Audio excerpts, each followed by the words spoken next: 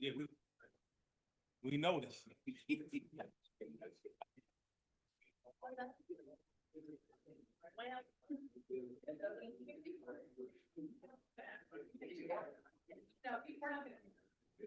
Yeah, they just put that on. Yeah.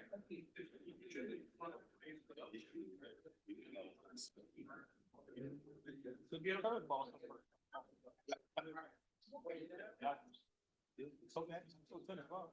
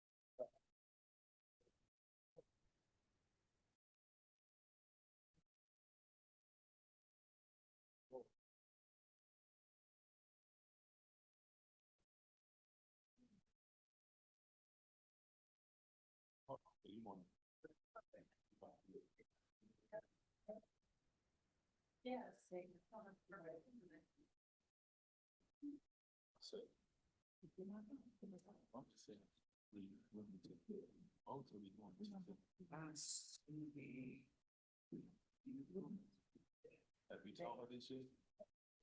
Cause I was gonna.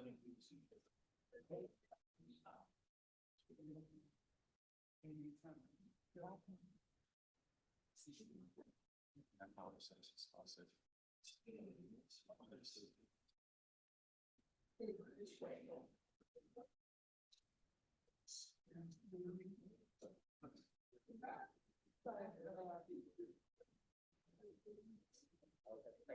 So we're gonna do it. Oh, well, if we don't come back and just wait. Won't bring it up for Christmas. Yeah. I mean, I don't mind having us, but if we don't talk about it in that other. Elizabeth.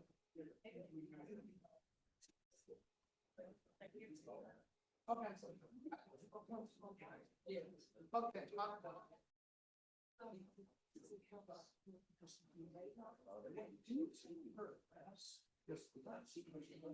I mean, if she only has you and she has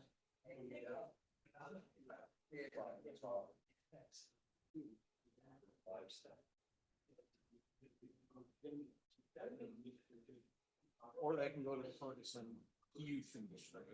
I'm gonna put so the link on the website is long. It's not working. Okay, I'm gonna put a post out real quick.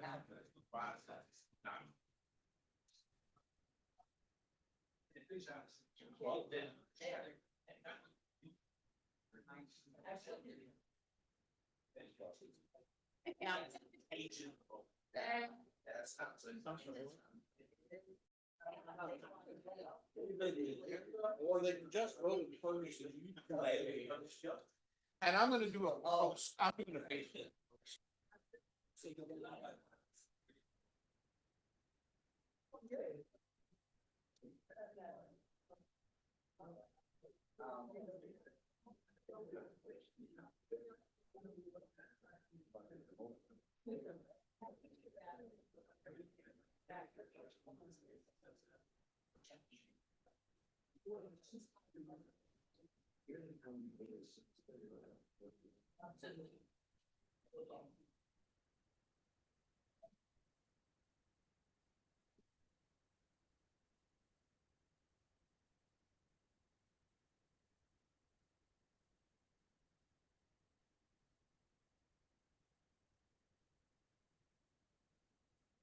You know what, you're gonna make the motion. Yeah, hold on, I gotta do YouTube.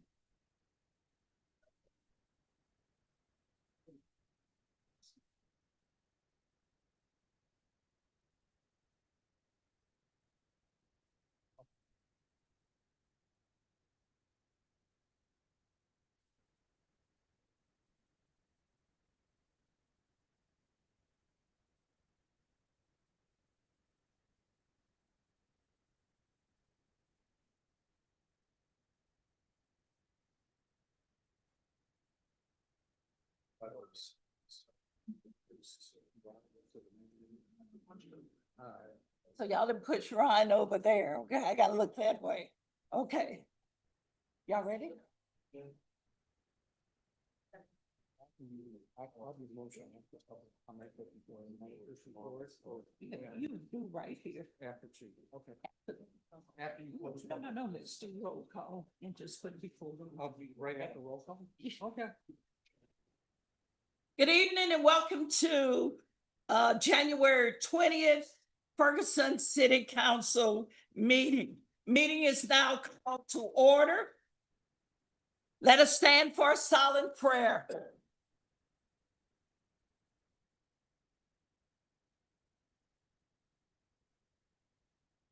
Pledge allegiance to the flag. I pledge allegiance to the flag of the United States of America and to the republic for which it stands, one nation, indivisible, with liberty and justice. Thank you. City Clerk Roberts, could you please call the roll? Councilwoman Noah. Here. Councilwoman Covington. Here. Council Passoff. Here. Mayor Jones. Here. Councilman Franklin. Here. Councilman Palmer. Here. Councilman Williams. Here. A quorum is present. Madam Mayor, I have some motions to make. You have the floor. I move to amend the agenda in the following ways. We will add a special presentation 4B from the Ferguson Neighborhood Improvement Association. We will remove a proclamation for Rick Ben, retiree. And I further motion to table resolution 2026-01 and also to table bill number 7325, which is presently on second reading. 7325 table. Is there a second? I second Monica Covington. Are there any questions? All in favor? Aye. Ayes have it. The amended agenda will be as follows. Clerk Roberts, we are ready for public comments. I would like to say to everyone, you have 3 minutes. She will give you 3 minutes. When you come to the 3 minutes, the buzzer is going to sound. You are to stop. If you persist, you will hear this. If you continue, I will instruct the city manager to have someone to come and escort you out. In addition to that, we need your name and your address. Who's our first person, please? Michael Person.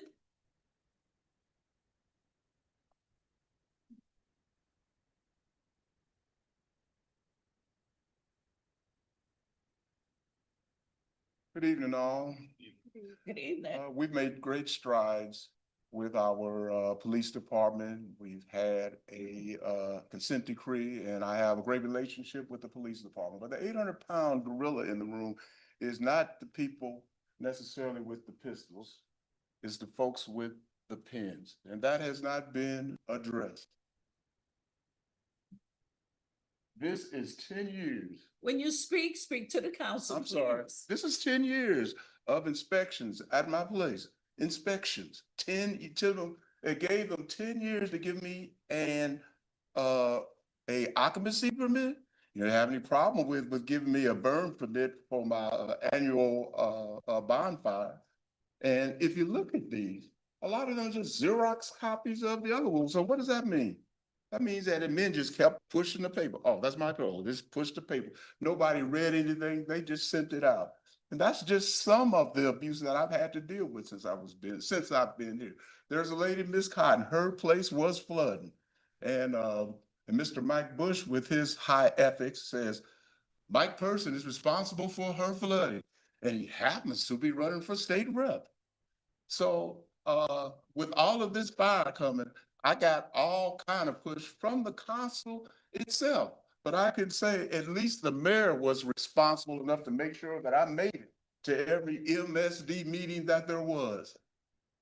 So beyond that, if that wasn't enough, to add more injury to it, so this council actually generated a document to condemn Mike Person.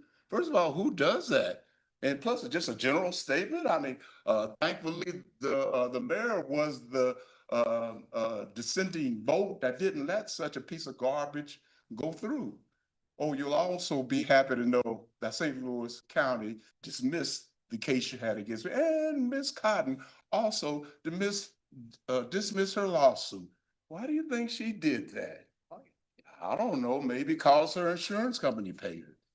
Maybe because her insurance company paid her twice. Maybe because her place was flooding 10 years before I even moved there. So it's not my friends with the pistols here, it's those folks in admin with the pens. Now, I wanted my lecture, I said, oh, just let it go. This occurred to me. If admin's gonna do this to me, who else have they done this to? I don't know of anybody who's addressed this type of abuse. But I think it's high time that I said something about it. It's not just about me. What are we doing to this city? Or is other people, can somebody else show me a phone book with no type of anything to show any kind of improvements, what have you? Thank you. Thank you, Mr. Person. Steve Weggert.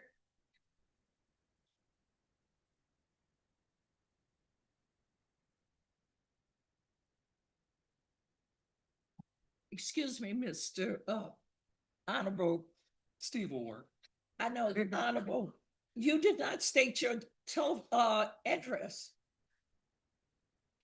Where you live. I asked when you come to the podium, state your name and your address. Okay, thank you. Honorable. Thank you, ma'am. Mayor, council, good evening. I'm here in my official capacity as the chair of the Economic Development Sales Tax Commission. And I was going to call attention to 3 items on the agenda, but apparently we pulled one. And if it has to do with the fact of the typographical problem, that's an easy matter to take care of in session and keep things moving. But if there's something more serious going on. The what problem? I'm sorry. The typographical, I really shouldn't be engaging back and forth. No. But it does leave 2 other ordinances that I can speak to. I just want to encourage council's support to move these things forward. These are 2 of the recommendations that the commission presented to the council for approval almost a year ago. And it has taken us this long to get it on the agenda and moving along so we can take advantage and the citizens can take advantage of this. So I appreciate your attention to this. However, there is a couple things on the disaster recovery issue. I just wanted to point out, and again, council gets to do whatever the council wishes to do with this. But the recommendation from the commission, and I believe from the council at the time that we made the presentation at the budget hearing, is that the loan amount would be $50,000, not $30,000, it's in here, as well as a requirement that the business needed to be a sales tax generator, not just a local tax generator. You can make an argument that paying personal property tax, real property tax could qualify for that. So I just wanted to bring those two things to your attention as you work through the first and second reading on this. Thank you very Did much. you state your address? Steve Wiegert, 216 Wesley Avenue. Thank you.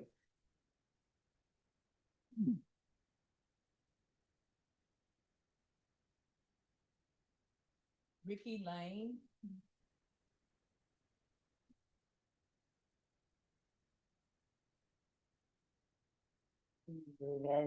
Good evening. I'm here to ask permission to continue rehabbing my house at 16 Grave. Well, I was told that I could rehab it and I've been trying to do the right thing. And also want to say, I'm a little flustered though. I'm 100%, I'm with this towards veteran for the United States Marine Corps. And I have a lot of problems. So if I could I call my wife up to speak for me?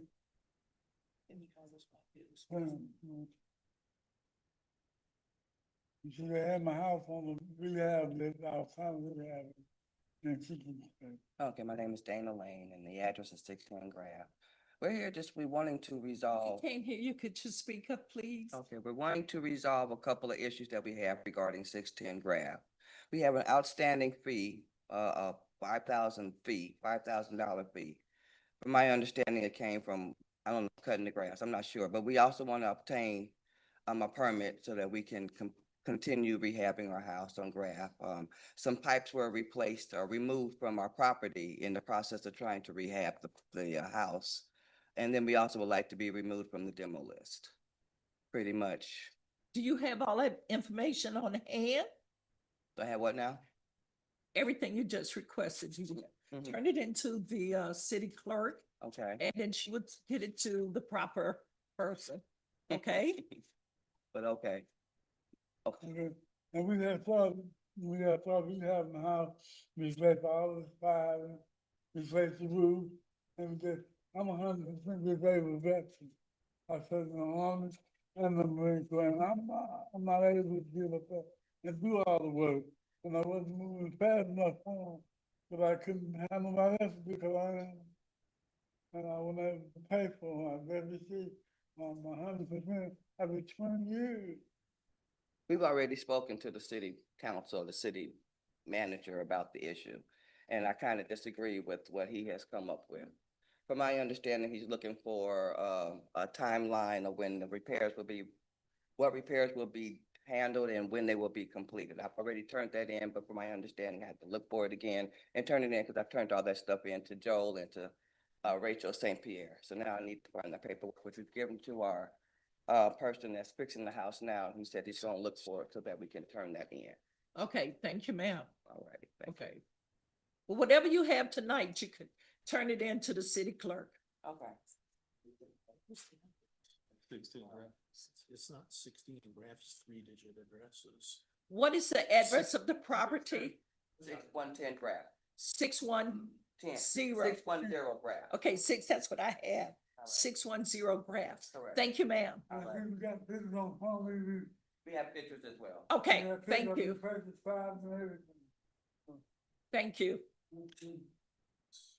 Marcus Anderson.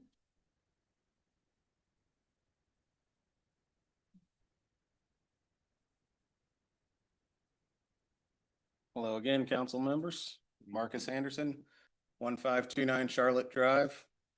And, well, you probably know what I'm here to talk about, even though it was tabled. Not sure what the reasoning was for that. Hopefully it's to address the issues that I brought up at the last meeting. We're here again to oppose the rezoning of 1550 Charlotte Drive from single-family residential to commercial. Residents have been raising concerns about this operation since at least March of 2025, when a written neighborhood petition and site maps documented homes being demolished lots being gravelled, and vehicles being parked and stored in a residential area. Those documents specifically ask that 1550 Charlotte Drive never be zoned commercial. That concern has been consistent and unanimous. Since then, 2 homes have been demolished, including 1550 Charlotte Drive, the very property before you this evening. At prior meetings, I raised specific impacts: increased traffic, tow trucks and delivery trucks traveling our residential street at excessive speeds, blocked access during loading and unloading, noise, off-site vehicle storage across the street at 3800 per Shawl, and the loss of residential housing. None of these concerns have been formally addressed with studies, enforcement, or binding conditions that I know of as of today. The applicant's own written statements attempt to minimize these impacts by calling the use temporary private parking and claiming it does not expand operations, but storing vehicles awaiting repair or pickup is commercial use regardless of how it's labeled. Temporary storage is still storage. The applicant also states that traffic behavior on public roads cannot be controlled. That directly confirms what we've experienced, that the speeding, truck traffic, and safety risks already occurred and cannot be guaranteed not to return once rezoning is approved. We're also told this zoning improves organization, appearance, and security, but those benefits are described entirely from the business's perspective. They do not address the impact of placing a fenced vehicle storage lot next to and across from people's homes. What the applicant materials do not address is environmental impact. Wrecked and derelict vehicles leak oil, transmission fluid, brake fluid, coolant, and fuel. Storing them on a gravelled surface allows those fluids to seep into the soil, be carried by stormwater runoff, and potentially impact groundwater and neighboring properties. If contamination occurs, the long-term remediation and liability costs ultimately fall on the homeowners and the city, not just the applicant. Recently, there have been fewer tow trucks and vehicles have been removed from the lot. I acknowledge that. But the fact that these conditions occurred at all and only changed once rezoning came under review proves the underlying problem. Approval would permanently allow these impacts to return. This is not about opposing a business. The applicant has industrial locations where this type of operation belongs. This is about whether residential zoning has meaning and whether neighborhoods are protected from incremental commercial takeover. With a final Thank vote you, before sir. you, thank you. Lorraine McGregory.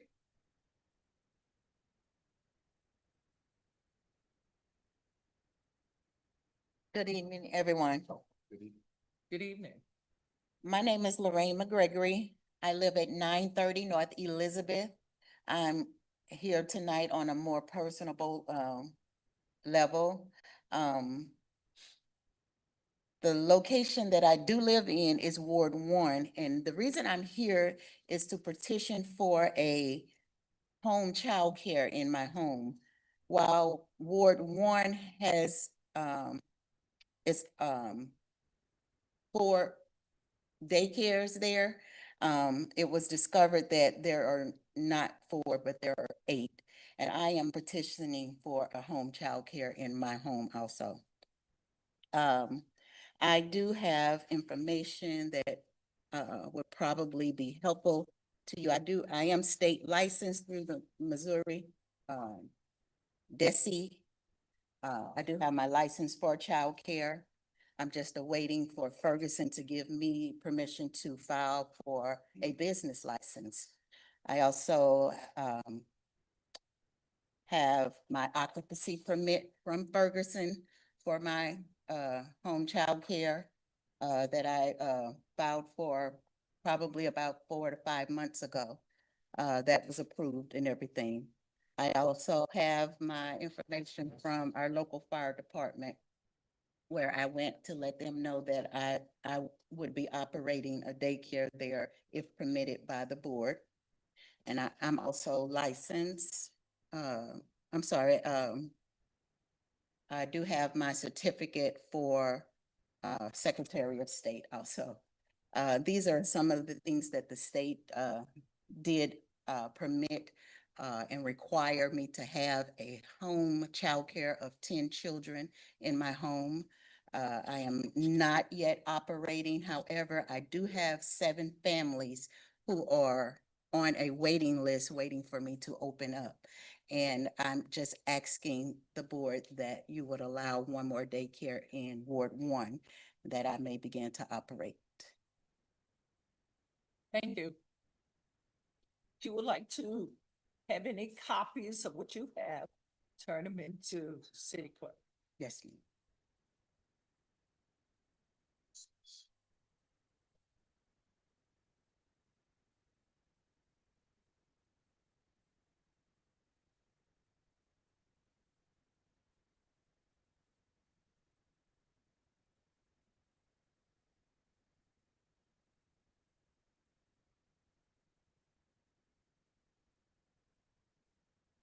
Jackie Wilkes, 107 South Maple Avenue.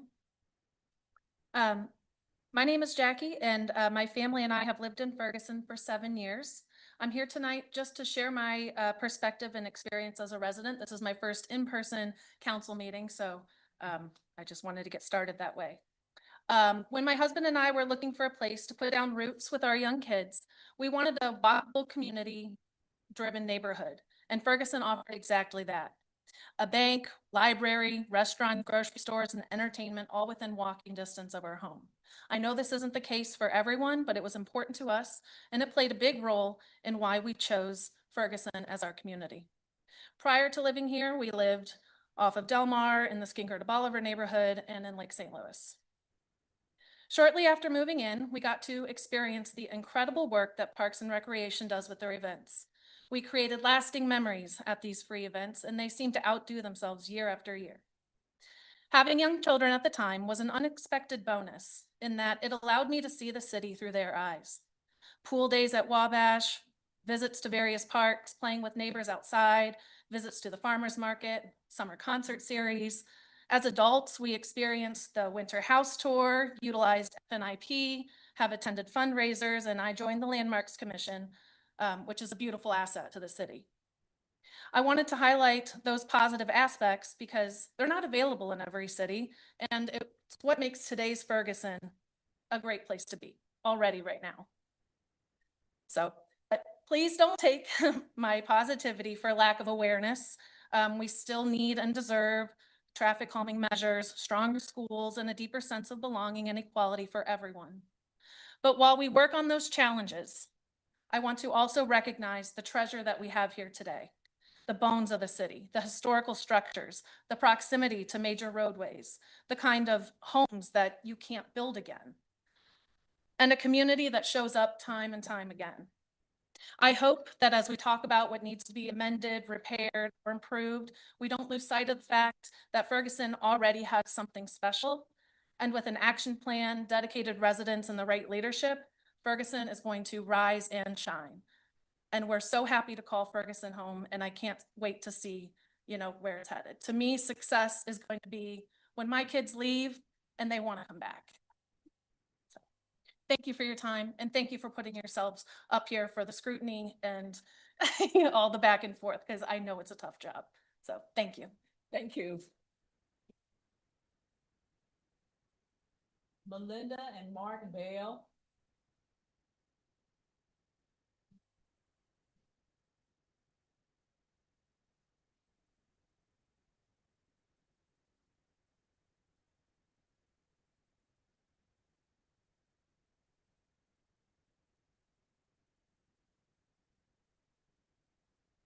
Good evening, I'm Melinda, and this is my husband, Mark Bailey. We live at 1551 Charlotte Drive.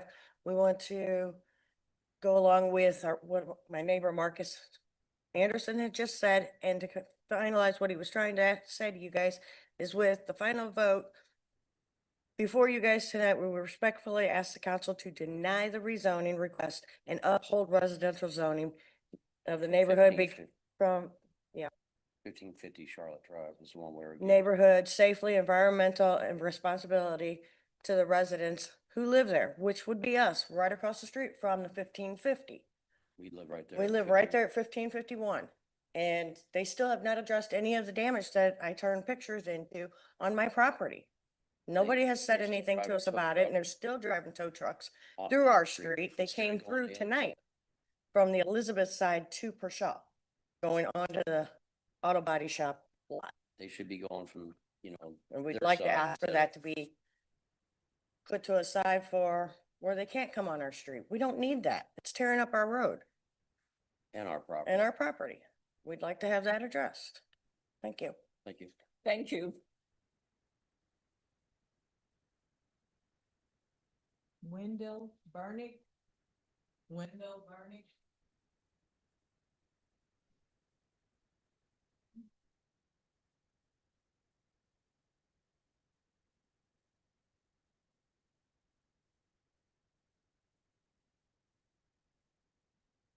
Hello, Madam Mayor and City Council members. My name is Phil Berwick. My address, so you know, I oppose us having to give our address, is 417 Nancy Place, Ferguson, Missouri.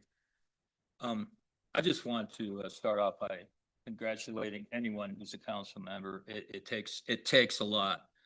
You guys have to keep at this every day, every week. And those of us like me can just come and blab around for 3 minutes and wait around or go home. But I'm gonna be praying for wisdom and discernment and understanding for each one of you. You know, I got to thinking our earth spins around at 1,000 miles an hour. It hurls around the sun at 62,000 miles an hour, and our Milky Way galaxy is rotating at over 500,000 miles an hour. And we just feel a little chilly sometimes, little wind.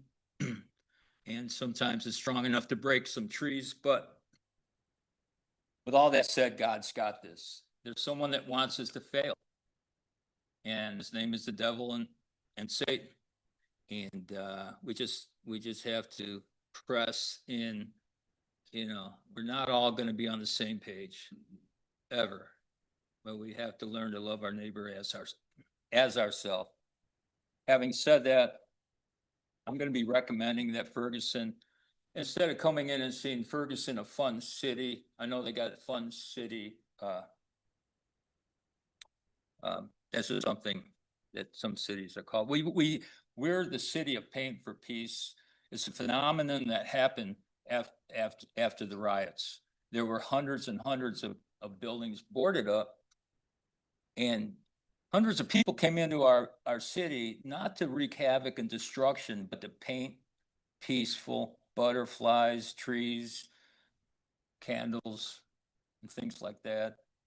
I'm not gonna read any of my 47 pages of dissent decree, hundreds of thousands of dollars we spent, except to say this, that we've paid the piper. A lot of businesses have paid with losing their businesses. Our chief and our police the road cops are gone. There's community policing going on. I look at what we paid for that I got from the Sunshine Act. It's gross. And we don't need to be just being fined like we're being fined. Because we're fine. Thank you very much. Thank you. Erica Brooks.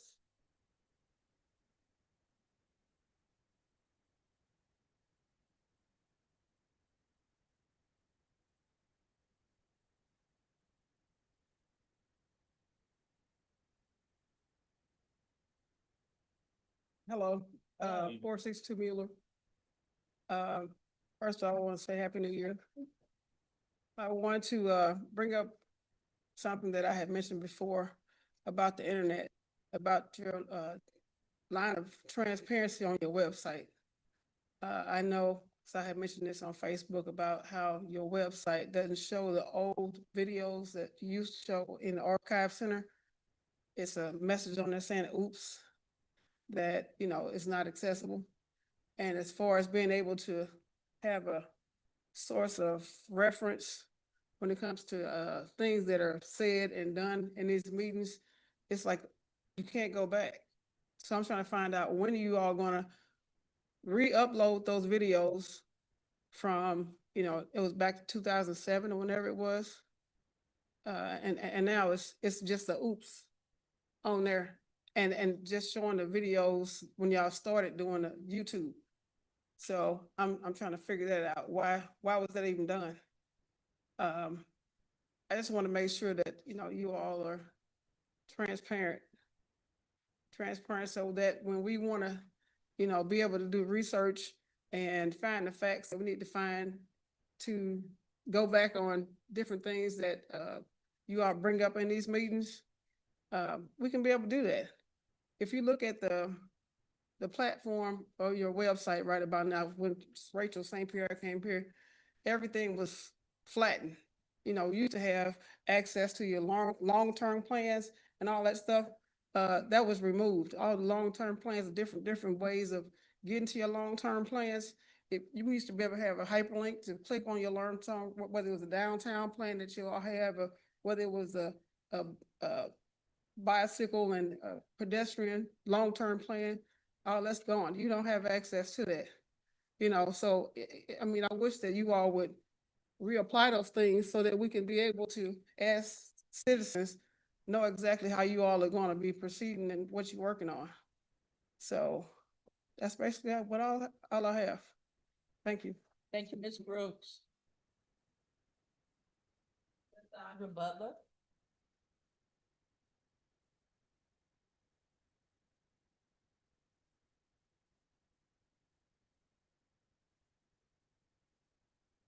Good evening, Cassandra Butler, 12 Caldwell Court. Okay. So, I wanted to recognize that W.W. Kellogg Foundation is trying to establish the day after Martin Luther King's Day, a day of racial healing. So, I want to talk about that in Ferguson, but first I wanted to read a couple words from Dr. King from his I Have a Dream speech. So in the excerpt is, with this faith, we will be able to transform the jangling discord of our nation into a beautiful symphony of brotherhood. With this faith, we will be able to work together, to pray together, to struggle together, to go to jail together, to stand up for freedom together, knowing that we will be free one day. This will be the day when all of God's children will be able to sing a new meaning. My country, 'tis of thee, sweet land of liberty, of thee I sing, land where my father died, land of the pilgrim's pride, from every mountainside, let freedom ring. And if America is to be a great nation, this must become true. So, Ferguson is the location of the murder of Michael Brown Jr. That is so unfortunate. It could have happened anywhere in St. Louis County, though, anywhere. And it happened in Ferguson. Given that fact, here is the opportunity. Ferguson has opportunity to be great. We have the size and the resources that many other municipalities don't have. We could be great if only we had the courage. When Ferguson entered this consent decree, it was clear that we weren't alone in our unconstitutional transgressions. North County had developed these illegal tactics in tandem with other municipalities. Ferguson got caught with the consent decree. We can be great. We can choose to do right in a cheerful manner, which would be great for healing rifts within our community. We do not have to take the comfortable, sleepy path back to the way things were. Let's be brave. Let's at least respect each other so we can learn to love one another. Thank you.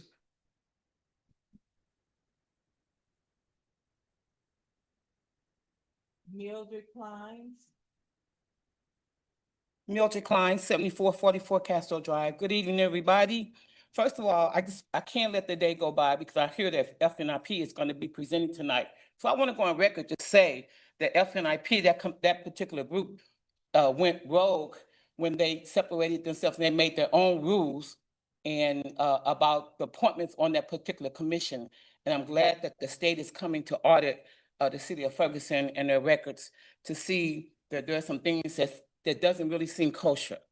But tonight, I really do want to talk about racial healing. But I had to say that about FNIP. I wanted that to go on record. I used to be on that board, so I know it's a lot of things that goes on now that didn't go on when I was on the board, when it seemed like it was more legitimate at the time. So I want to talk tonight about racial healing, because Ferguson is a very racially divided community, and that's just a fact. Coming together, acknowledging our differences, our cultures, our experiences. Having empathy and curiosity of one another can be beneficial to our community as a whole.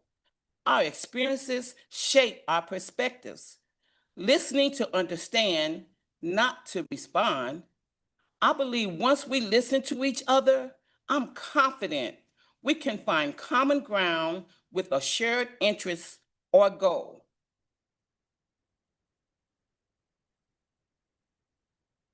I'm intentional by not making assumptions by how you look. When you tell me who you are by your word and your actions, I believe you. In my world, I give no one an entitlement step on the rung of society. We are the same. Well, that's how I deal with anybody. We can begin to heal once it's acknowledged that there is a false narrative that believes that one group reigns supreme over another. Ferguson, let's embrace this changing community and be better and stronger together for what we know now as the new Ferguson. Thank you. Thank you, Ms. Kleins.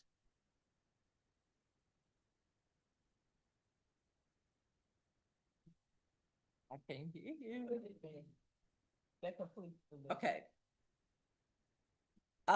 Public comments are now closed. We move to our manager's report. City Manager Hampton, do Yes, you Mayor. have a report? Yes, ma'am, Mayor. Thank Mayor and you. Council, it's always a pleasure being in front of you tonight. And tonight, we're gonna have three, or four things. First, I'll bring Terry O'Neill up, then Chief Doyle, and then Nigel Tankins has some things to discuss about our finances. But first, I'll bring Terry O'Neill up. He's, our code enforcement, manager. Thank you, Chief. Board, Mayor, it's a pleasure to be here tonight. Some of you may know a little bit about me. I'll give you a little background. I'm a lifelong resident of the city of Ferguson. I was a one-time public works director here for 10 years. I left here to go work for the city, for the Ferguson Florissant School District for 12 years as the Assistant Superintendent of Operations, Maintenance, Transportation, and Security. I'm really looking forward to make some changes here in our code and enforcement. I met with staff individually already. I've met with them as a unit. I'm looking at the processes, looking at our flow charts and how we do inspections and the procedures for our inspections. I want to ensure that all are being done properly and consistently, and that they're being done across the board. I really want to see our city improve and our housing stock improve. I hope to have several things return to the efficiency that we had in the past for my last visit here. So I hope to be able to make some changes. Thank you. Any questions? Councilwoman Noor? Thank you, Mayor Jones. Sir, can you repeat your position? Are you code enforcement, code enforcement manager or director? Manager. Manager, okay. No, well, we just want to welcome you, and we are looking forward to those positive changes in code enforcement because there is a lot of work to do. Thank you. Thank you. Anyone else? Thank you, Terry. Thank you. Appreciate you. Next, I'll bring Chief Doyle up. Chief? Mayor, members of the council, ladies and gentlemen, good evening. Happy New Year's. Happy New Year. Looking forward to a new year. Obviously, I didn't come this evening with a PowerPoint presentation. I will have a end of year report for the council the next time that we meet, or when I have to present, which is in February. However, there's a couple of things I did want to highlight tonight that's been either residents' concerns or either council concerns or things that just came up here recently. one of the things was, we received was 2 days I cringed, be honest with you, as a police chief here in Ferguson. New Year's Eve night and, 4th of July. Because the very next day I'm inundated with, phone calls and voicemails and complaints regarding FPD's response to, the issues that are going on. That being said, same thing happened this year. We received, a ton of complaints regarding, FPD's response to, New Year's Eve's celebratory gunfire. Just to put it in context for you is that, from 6:30 PM to 6:30 AM, FPD handled 79 calls for, police services. And all of those weren't just shots fired. Those were just like disturbances, stealings, just a number of different things. So, it's merely impossible to respond to all the calls that we received that evening for, shots fired. Even if we had 200 officers on the street, we couldn't even cover the number of shots fired calls here in the city. That being said, again, as you hear me say this quite often, is that that's not unique to the city of Ferguson. That's all over. Florissant, Hazelwood, Berkeley, unincorporated North County, North City, we all dealing with the same issues. I wish I had the answer to it. One of the very few times you ever hear me say, I don't know what the answer is to it, other than educating our, community on what's illegal, what they shouldn't be doing, but, it's nearly impossible to enforce. The question also came up, well, if you guys had that a number of calls that evening, how come there wasn't any arrests made? Again, 79 calls for service. You do the math. We had a full complement of officers on the street, plus 3 additional officers working that evening. But again, from one call to the next call, these individuals were all tied up. And if you also recall from that same evening, we did have a female that was struck by, a random gunfire. Bullet came through a window and, struck her in the abdomen. I guess, by the blessing of God, she's going to survive her injuries. But again, it's a problem that we have to face each and every year. That's difficult to address. And again, I don't think there's no police department across the nation that has come up with the, answer to it. But, we would continue to work on it and, see what we can, do with that. The other thing I wanted to bring up is that the, PD partnered with UMSL. Last quarter of last year, we, partnered with them just doing a traffic study for the city. And most of these things you all are already aware, but, they did a 3-month study on data that was provided by FPD in regards to, accident locations, police reports, time of day, and so on. We had some 2023, this is going to be a crazy number for you, but since 2023, believe it or not, we had 32 pedestrians struck by vehicles here in the city, 16 of which were like serious, where someone was either seriously injured or fatally injured. It's a problem. We know that, the numbers are up in regards to traffic enforcement. We do more speed enforcement than we ever had here in FPD. Those are up, our warnings are up, but most of our accidents are either, design flaw or either, just lighting. And what they came up with, the chief, things that they came up with was that the lighting was horrible on West Florissant and Chambers Road. They recommend asymmetrical lighting, which, shines both ways, that it shine more light. They also came up with the recommendation of having like some type of like a community design flaw, at our crosswalks that would bring visibility to it. And the other thing that they brought up was possibly having like those, those blinking lights before you, get to a pedestrian crosswalk that would bring more attention to that. Most accidents also happen, in the middle of the roadway, not at the, intersection, which is a problem. So a number of our residents are not crossing at the intersection, but they're crossing, in the middle of the roadway at nighttime, which is, very difficult for drivers to see. But, I thought those numbers would be interesting, to you. The other number that they brought up that I thought was interesting is that each time that we have a pedestrian struck, it costs about $233,000. That's including police response, EMS response, fire department response, medical treatment of that individual. So that's a lot.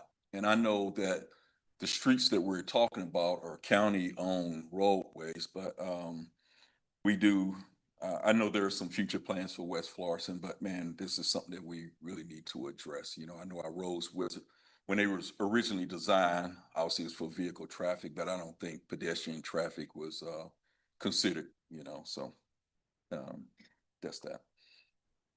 The other thing I wanted to bring up, Regional Crime Task Force, I believe I sent you all an email regarding Ferguson's participation in the Regional Crime Task Force.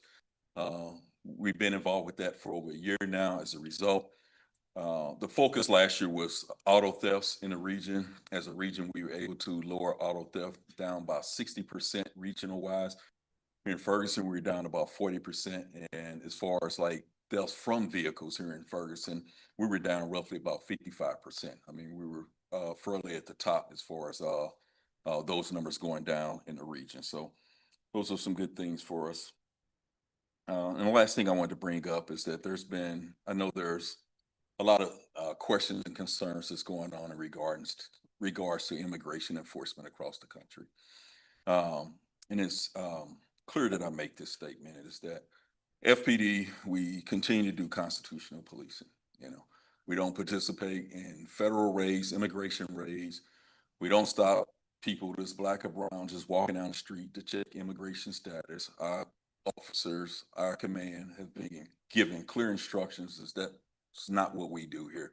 One, it's a violation of the federal consent decree, and two, it's just a violation of the constitutional period. So that being said, that there are things that we do have to do per state law.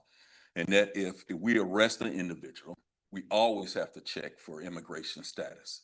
And that's again across the state. And how that is done is that we check a box. Either that person can identify they're legally here or they not. And if they don't, that gets flagged.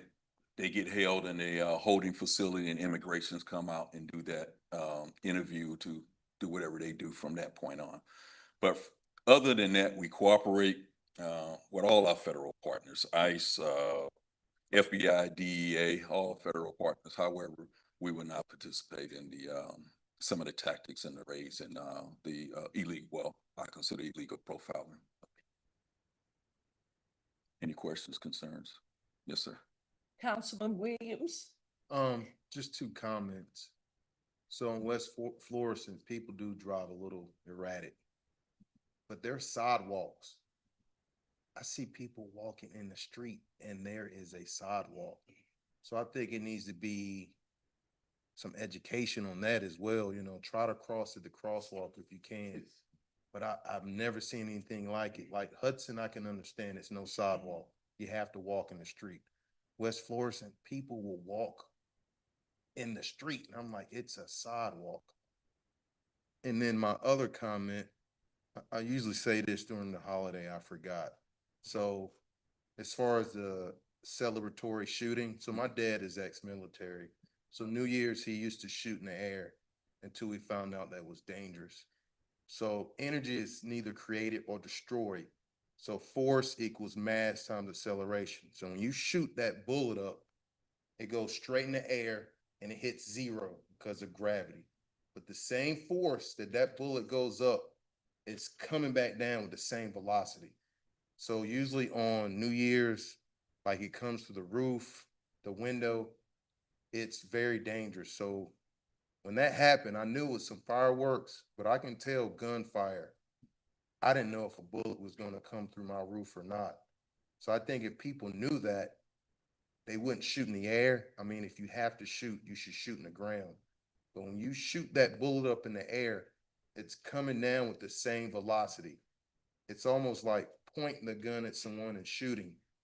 So I think before that happens, we need to like put on Facebook posts, hey, don't shoot in the air, it's dangerous. I remember about 3 years ago, a bullet came down in a church and killed a little boy. So I think it's important we get the word out because I think people, they just don't know and they fire in the air. I know they're happy to see a new year, but that is extremely dangerous. Extremely. Could agree with you more, Councilman. We did do a educational piece on our Facebook page prior to New Year's, but obviously, you know, the people who that's intended for probably don't even look at it. So, it's unfortunate. But we also have to keep in mind too, just also depend on the trajectory of the round too, because someone can shoot at an angle from Berkeley and the round can end up here in Ferguson and vice versa. So yes, it is, but yeah, it is a dangerous practice. Councilman Cassoff and Councilwoman Noah. So when somebody goes fishing at January Wabash, they don't expect to catch every fish in the lake. If they go home with 3 or 4 fish, they're going to be happy, right? I know that it's impossible for the police department to catch everybody who goes out in the yard, fires a couple of rounds and goes back in the house. That's not going to happen. But Blair's Law was passed by the state legislature for a reason. And Ferguson, whether you want to call it the grace of God or luck, almost got to join that list this year. I believe that first of all, if you catch a handful of people, word to get around. It's kind of like back in the day. I didn't speed through Calverton Park, okay? And I'm not defending any kind of abusive traffic, but I knew Calverton Park was going to pull me over if I was speeding. So if it was the 25-mile-per-hour school zone flashing, I'm going 24 in Calverton Park. And if people understand that there's the possibility that you will be arrested and charged under Blair's Law, word's going to get around and we're going to start to turn the tide on this. I don't want to wait until we have a dead child because somebody was recklessly firing their gun in the air. Now, under Blair's Law, that we have to take it to the county because a municipal ordinance violation doesn't count under Blair's Law. And maybe that's something the state legislature needs to fix because generally the county doesn't do misdemeanors here. But you've got to get that misdemeanor for the first violation in order to put that person on notice that the next time you do that, if you get caught, it's going to be a felony. I believe that person at least is going to learn a lesson. A misdemeanor is not a big deal. You're not going to not get a job because you have a misdemeanor. You're not going to go to prison for a misdemeanor. It's going to be probably a couple $100 fine or whatever. But if we don't do something, it's just a matter of time before the lady getting out of the shower in her apartment isn't lucky that that bullet went an inch to the left or an inch to the right, and instead it hits her right here, and now we've got a whole family that's destroyed because of somebody's recklessness because we didn't take that step to really force the issue of it not happening. So I would urge the department, and I know it's uncomfortable and I know it's dangerous to be out there on these holidays. I understand that. And I know a lot of our officers and I sympathize with that. I know they're very busy, but if we just get a few of them, we'll start to turn the tide. Share your concerns, and my concerns is just as equal as yours in regards to someone get injured. I think one of the things that we have to think about, Councilman, is that we have our challenges with that too, because as you're well aware, in order to make an arrest, you got to have probable cause. So even when the police respond to shots fired, if you say that Mrs. Covington was out shooting a gun up in the air, how often or how many of our residents are willing to share the video or ring doorbell camera or testify against their neighbors? And most of the time they won't. So it makes it very difficult for us to enforce unless obviously we see it or someone is willing to come forward. Sure. It's hard to, there's times where somebody gets murdered and nobody wants to say anything. Absolutely. And thank God I've never been in that position because that's got to be terrifying to snitch on a murderer. That's the last person you want to get crosswise with is the guy who just killed somebody else. So I understand that. And I'm not saying it's easy, and I'm not saying you're going to find 100 people, and I don't think you need to. But it's just like those speed limit signs we have on, it's speed limit 25 on Florissant Road, and 80% of us will go 25 to 30, but you've still got that small group of people who drive right past that sign going 65 or 70. And those people, you can put up a 25-mile-per-hour sign every 50 feet on Florissant Road, and they're still gonna do what they wanna do. And there's gonna be people like that. I saw your educational piece on Facebook. It was good. And for the person who genuinely doesn't know that by discharging a firearm into the air, you're putting random people's lives at risk. To the person that genuinely doesn't know, you might have changed their mind, for sure.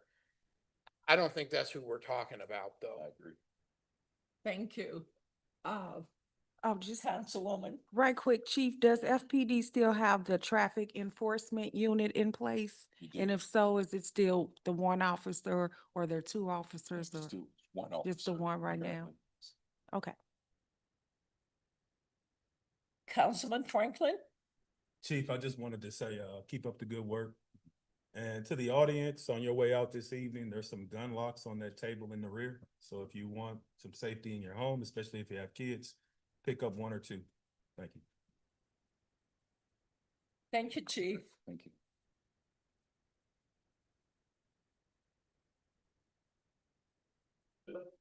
After this notice, I want to address one thing, the sidewalks, the councilman, should be changed when the West Forest is done. The crosswalks should be changed as well, because we will have a median, and it will be mounted right on the other side of West Forest and closer to the opposite. So there will be more designated, crosswalks, so you shouldn't have people just run through. The other thing is, the mayor, myself, and I know Dave does it good as well. We did do a lighting study with Cameron, and we have started changing a bunch of lights. I don't know if anybody's noticed, but some of the angles of the lights changed, and with that change has brought LED lighting. We've also had meetings with the county to try to get more lights there now before it's completed. We're actually have a meeting Monday, the 26th at 10 o'clock with Ameren to discuss those going further. We also have a light down there at Brotherton and Florissant Road. They're the two galvanized lights that are not on. They're very tall, about 30, 40 feet. We start the process to see whose lights those are. They may be the city of Ferguson or they may be Ameren. There's no real knowledge of whose it is. But we are gonna get those on. That should help out that area tremendously. And then the last thing is, nope, that was it. I just wanted to brief everybody on that. Thank you, Chief. And then my last, person tonight would be, Nadra Tankins. Ms. Noah had some, questions that she sent on the email that I want, Nadra to, go ahead and just address. There's not gonna be numbers or nothing, but he's gonna talk about where the funds go and why. Good evening. Good evening. Madam Mayor and Council. Happy New Year. Thank you Happy for New having me. Year. As the chief mentioned, I'm briefly gonna speak about a few tax revenue buckets, specifically Prop P, Prop U, marijuana tax, and EDST. Prop P is a tax base that's intended for police and fire. Prop U is public safety. Marijuana tax pretty much goes to the general fund. And the EDST, you all control where those funds go, so you're aware that those are used to fund various projects around the city. So with those buckets, right now, on the current fiscal year, we are sitting at 49% as far as revenue collection for Prop P, 49.18% to be exact. What that indicates is that we're right on target as far as our budget versus the amount of revenue that we've taken in so far on the year. Prop U, we're at 49.42% of what we budgeted. So again, we're right on target. The EDST tax, we're at 48.12%. So we're a little bit low on that, but that's within the margin of error. 2% is on target in my book. The marijuana tax, we have not collected as much revenue as we expected to collect at this point. We have inquired as to why, and it's because the vendor itself has not paid timely, so we can't receive funds that have not been paid. So that explains that level right there. That level was at 22%, so we're about halfway to what we thought we would be on the year. And then there was a question about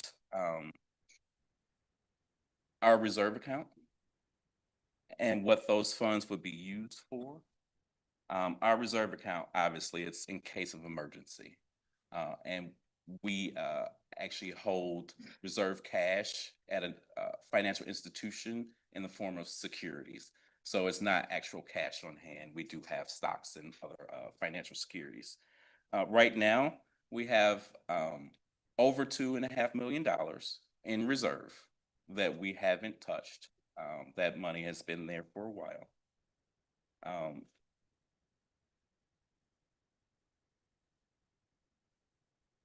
And in the event that there was an emergency, with the approval of the city manager and the council, we would tap into those funds.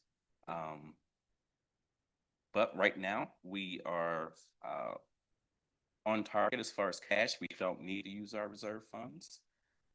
So I am open to any specific questions that you all have about these three funds or four funds, as well as the reserve. Councilwoman Noor. Thank you, Mayor Jones. Thank you, Finance Director. Yes, I did ask the question, just for clarity, for educational purposes, because residents ask me questions sometimes that I feel as though should come from the Finance Director from the city, not from the council person. So just for clarity, so the Prop P tax that goes to emergency services, or am I stating that correctly? When those funds come in, how are they distributed? Can you explain that? Sure.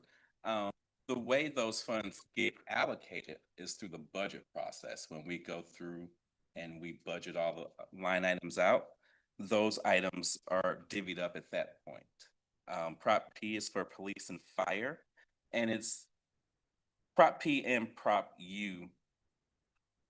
They are for specific, let's say, departments, but I would like to look at it more so specific activities. Okay. So it would be, public safety activities. For Prop U, building a fence could be public safety. It just depends on who's building the fence and why they're building the fence. But as far as how the funds get allocated, is through the budgeting process for all of these buckets here. Okay. Okay. Let's see. I think you kind of covered everything. Okay, so with the marijuana tax, you stated that the 3%. vendor hasn't paid the tax yet. Okay, Mayor, it's a 3% tax. Do we have to send in, or for any of these, does the city have to send in documentation request, or is it just we automatically receive the money? I know you said for the marijuana tax that the vendor hasn't paid the tax yet, but how does that work? Is it just automatic or? Correct. Whatever jurisdiction is collecting the money, they send it to us, usually with some type of remittance, letting us know where the money's coming from. Okay. In the case for the marijuana tax and some of the other, let's say, sales tax, we sometimes get information directly from the vendor themselves because they want to let this taxing jurisdiction know that we actually paid our tax.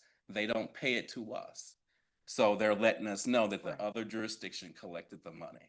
Okay. And then it's up to them to send it to us. And then it's up to us to double check that we actually got the money that was paid by the actual business.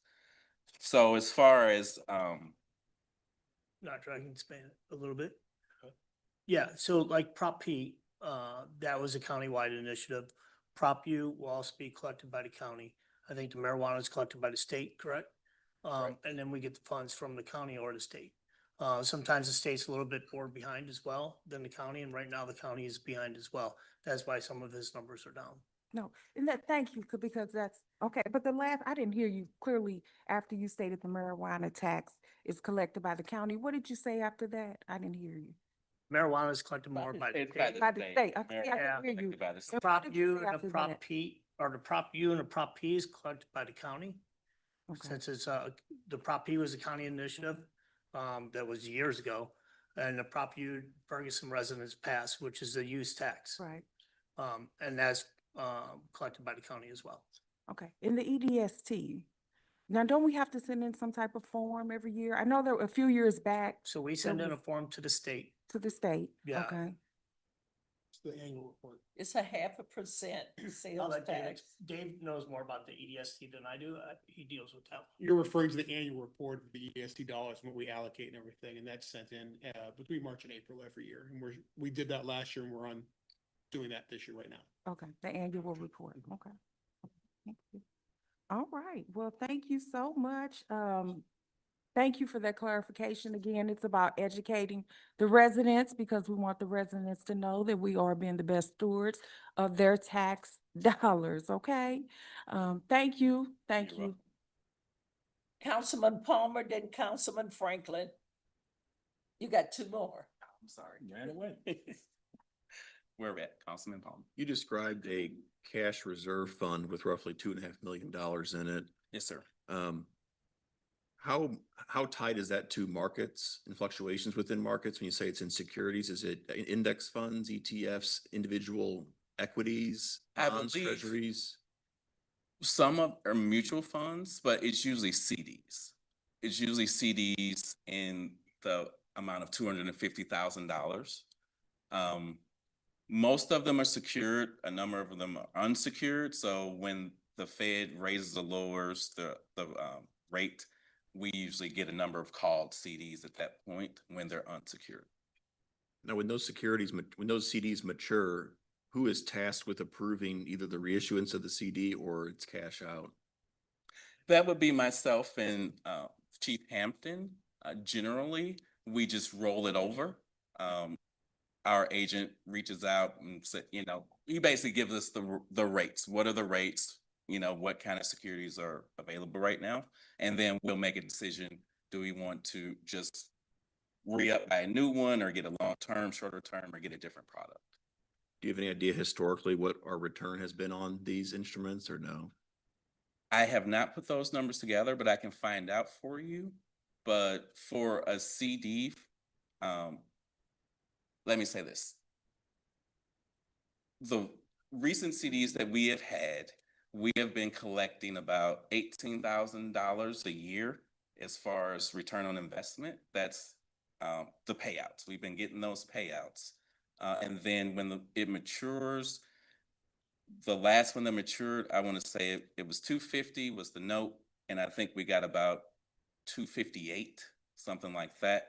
So not a whole lot, but considering that we were getting $18,000 a year for however many years, it adds. Mm-hmm.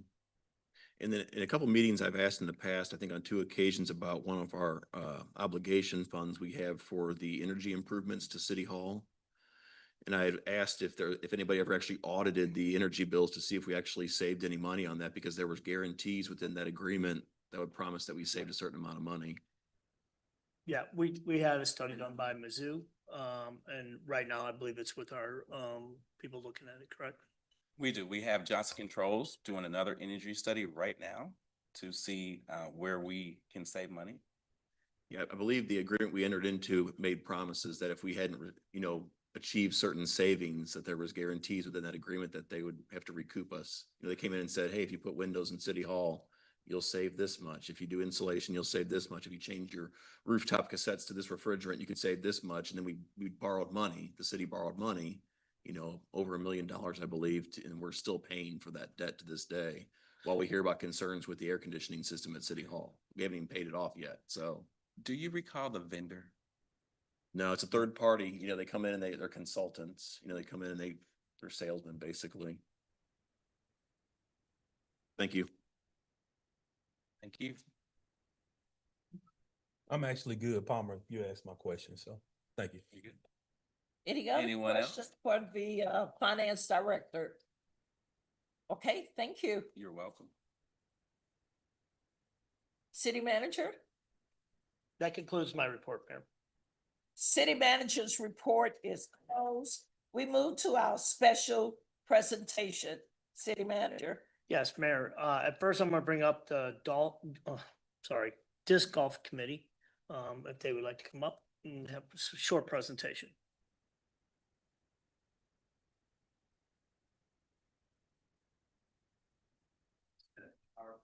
Yeah, and so our golf, course is at Hudson Park. Yeah, so we thought we'd come tonight and give you a little update on the course. Cause we just passed our 10-year mark. So, It's been 10 yeah. years. And it's getting a lot of use, and we just wanted to kind of showcase some of that. We came before the council back in 2014 and started the first work in 2015. So in the first 2 years, we got it up to a whole 18-hole disc golf course. If people don't know disc golf, it's pretty similar to ball golf, except it's a shorter course and it fits on the Hudson Park 30 acres that's there pretty nicely. We sized it so that it's a little bit smaller than some of the other courses around the metro area. But that is by design because there weren't a lot of courses at the time that were really good for beginners or amateurs. So we sized it that way on purpose. And to get it all started, we went out for sponsorship from area businesses and some disc golf manufacturers. And we got it all paid for by sponsors, and we got all the work done by volunteers. There is an app out there that a lot of the disc golfers use to keep score. And from that app, we can see some statistics about who's been using the course. And over the last 10 years, well, right in the middle there, you'll see there's a big jump. And that's for two reasons. One, COVID drove people out to play outside more. And it was something they could do kind of individually and not be, kind of sequestered by COVID. But also, that's about the time the app really got popular.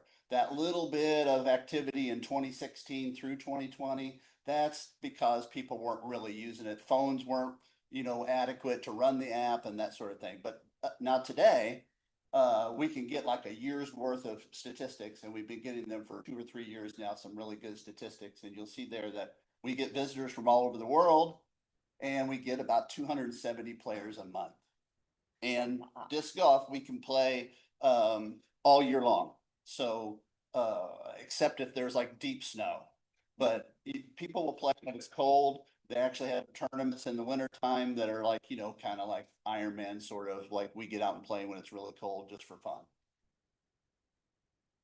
So talking more about all the donations and what we got from the community with that, we went around to the area businesses and got someone to sponsor every hole. And at the beginning, that sponsorship was to pay for the post and the signage and then the basket. The basket is kind of an expensive item. That's the most expense, is all the baskets. So over our 10 years, we've gotten over $12,000 worth of donations, and we've used those for the improvements on the course, buying those baskets, buying AstroTurf, miscellaneous supplies. One of the other kind of selling points when we brought this to the council before and back in 2014 was that we would help take care of this park that was having some issues with some overgrowth of invasive species, specifically honeysuckle and vines. We had a lot of vines that were going all the way to the top of the cottonwood trees and the black cherry trees. And so removing those vines have saved a lot of those trees. Unfortunately, some haven't survived, but a lot have. And we've also just kind of like put native species back in some of the areas that really needed them and used them for separators from the roadway. And that one picture there you see, and then there's some areas where we've planted some native species to kind of form a barrier to people who live near the park.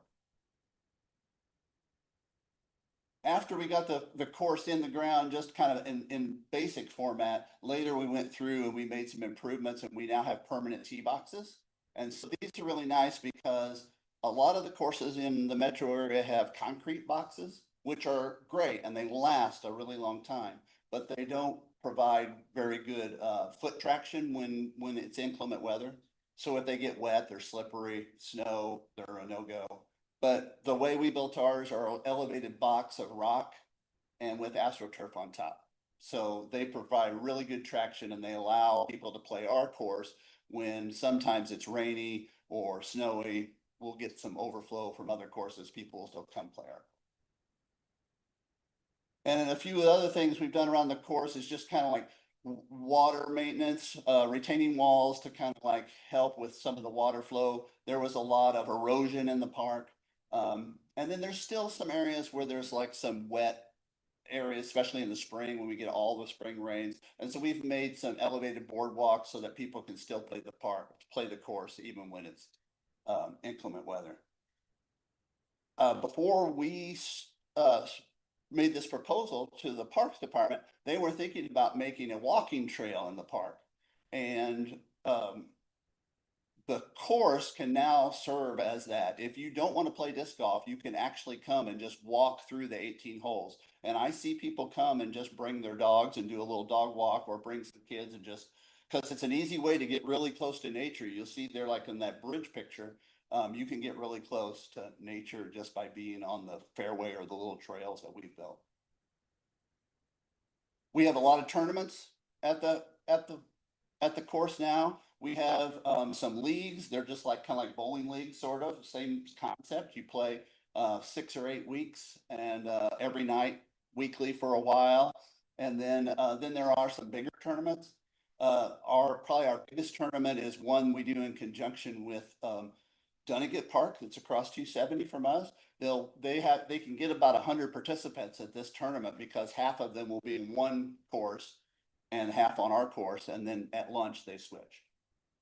We also run a tournament right after Thanksgiving that's at night, and we actually put LEDs or glow stickers on our disc, and we light the baskets.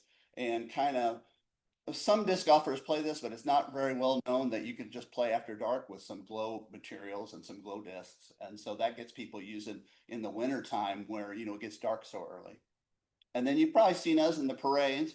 We bring our baskets and our tractors and our bikes in the parade, and we get people along the parade to try disc golf. So as we go forward now, after we've got 10 years there's still going to be a lot to do. We're always, like Public Works helps us out with mowing. So they do all the mowing with their commercial mowers, and they mow all the grass and take care of it for us, just like they would a soccer field or a baseball field, because it is the playing surface for our sport. They also provide us with, they chipper our brush that we cut and then leave it for us for mulch, and we can use that. And then we work with the Parks Department on, you know, little things that we might need. We might need some lumber, or we might need some rock or some stone. If they can work it into their budget, they do. But we try to use our fundraising money for almost everything. And as we kind of like, we're looking at this presentation, we calculated that we've probably had about 6,000 hours of volunteer labor. That's everything from stream cleans. We do stream cleans, we haul mulch, we plant trees. There's a lot of things that we do that are not just the course. We're currently working on some alternate tees positions so that we can make the course a little more interesting to people who have played it over and over and over. So we're working on some longer tees and some shorter tees that might be good for kids, or so that's in our future. We're kind of fleshing that out. And then there's always, like I said, there's always an ongoing maintenance. We have to, like, you know, haul more mulch and divert more water. If you haven't seen our Facebook page, we've got just Ferguson Disc Golf is the Facebook page, and we've got a lot of photos up there from all 10 years. This is just a highlight of our 10 years.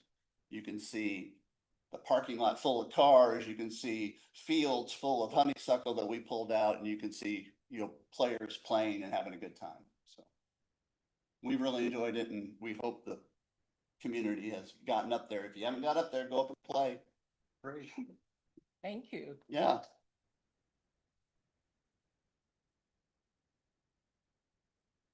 Questions? Any questions? Yeah, when you guys said, Williams? when you guys said disc golf, I'm like, huh? So I remember this in Atlanta. So I know disc golf is probably the appropriate name, but I'm used to calling it frisbee golf. Sure. And so I think sometimes as you guys say that for the people who don't really do it. But yeah, this is really cool. I remember this. I didn't know Ferguson had this at all. Oh, that's cool. Yeah, get up. So, speaking of frisbee golf, it was originally called that. And the oldest course in the metro area is at White Birch Park in Hazelwood. And it's just a tiny bit smaller than ours. And that's kind of what we were going for, something that amateurs could play. And that course was designed for the old style frisbees. Now we play with these super aerodynamic frisbees that'll go 3 or 4 times the distance. Are they And- costly, the new disc or frisbee? You can get one for $10. Yeah, no, they're not costly. That's one great thing about this sport. It's cheap to get in. And you can also rent them at the Parks and Rec Center. Oh. We have, in our maintenance and stuff that we've done, we've found discs on the course and we take them to the front desk. If there's a number, sometimes people put their number on the disc. We want to return to them. If they don't collect it at the front desk, that disc goes into a box and those become rentals. We also had donated some initially to get things started. We had some discs made up. And so, yeah, you can get them up at the rec center and you can go from there right on over. Yeah, because it's just around the corner. It's right off. It's right behind the Flo Valley Community College, if you don't know where it is. So if you want to try it, go get a disc from Parks and Rec or let us know. We can meet you up there. I think I want to do that. But it's pretty inexpensive to get started. And Ferguson just paved the street. Right. Yeah, it's nice. College Drive. Yeah, College Drive. Yeah. Yeah, it's really nice. Very nice. Just paved it. Yeah. Councilwoman. I just want to say thank you all. I do follow you on Facebook and I see the I have witnessed the improvements myself. So thank you for that. Looks nice. Yeah. Anyone else? Okay, thank you. Yeah. Thank you. All right. Yeah, I did a couple of things I wanted to address. First off, I think our relationship has definitely grown with these guys. They take care of the park very well and we help them out as well. The other thing is we had a lot of vandalism at that park this year. So getting the bathrooms up and running this spring may take a little bit longer than it would normally. But we're looking into all that now. So next I have FNIP, Larry Robinette.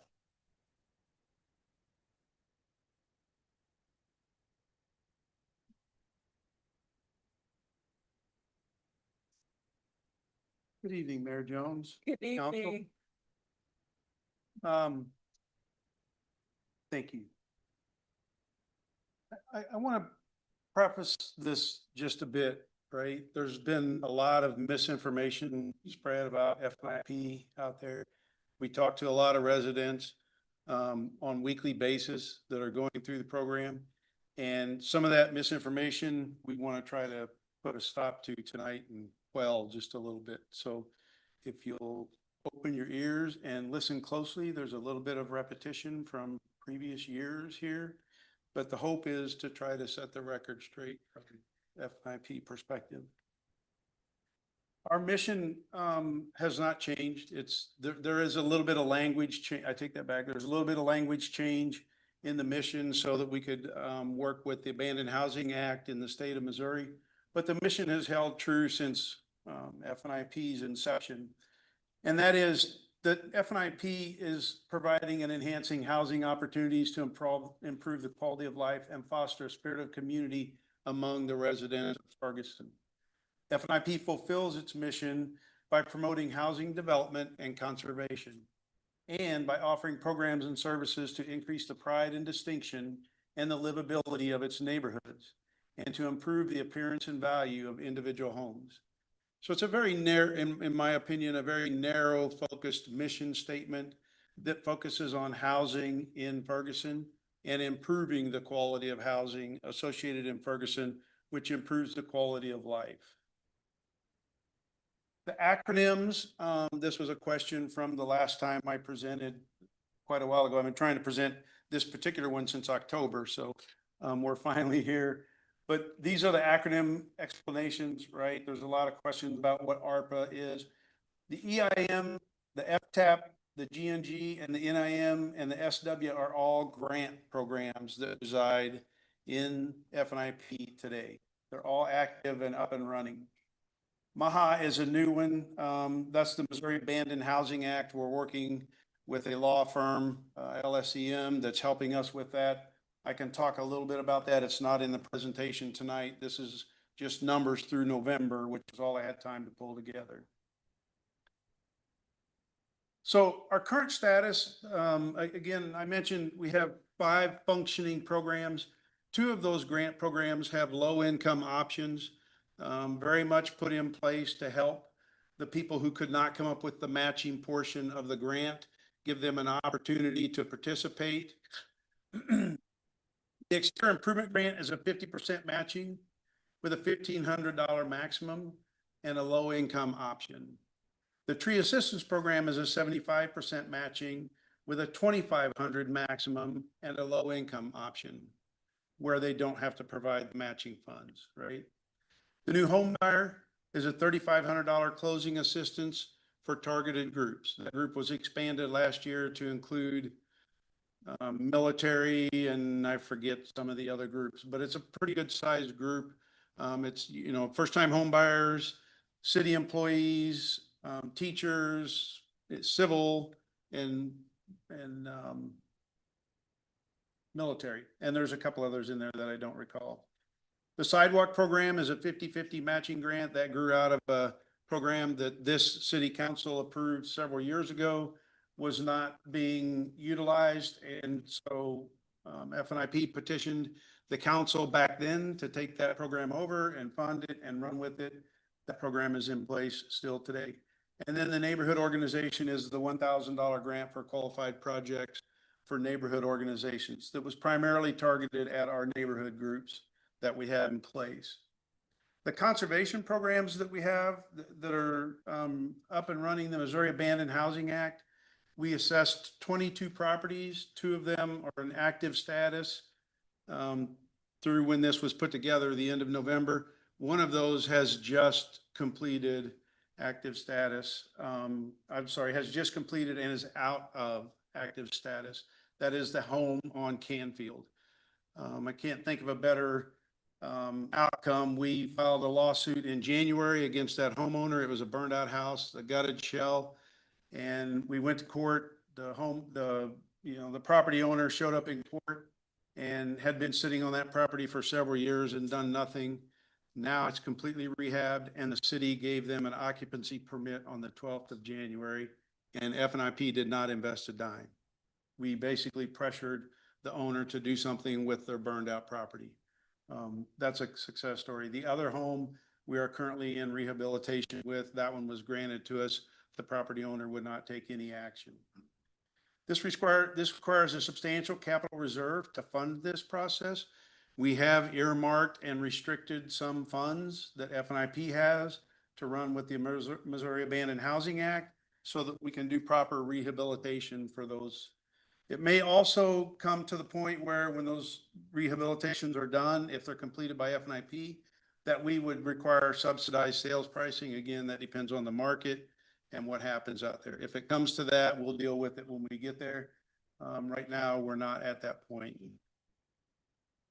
So the summary of the program status, this is from 2022 when we started FNIP back up through November of 2025. I haven't been able to complete the December portion yet. We have, at this time, at the end of November, we had 481 applications approved under the exterior improvement matching grant. 34 of those were still open. The Ferguson Tree Assistance Program, we had 112 applications approved. 23 of those were still open, meaning the work was still being completed by the homeowner.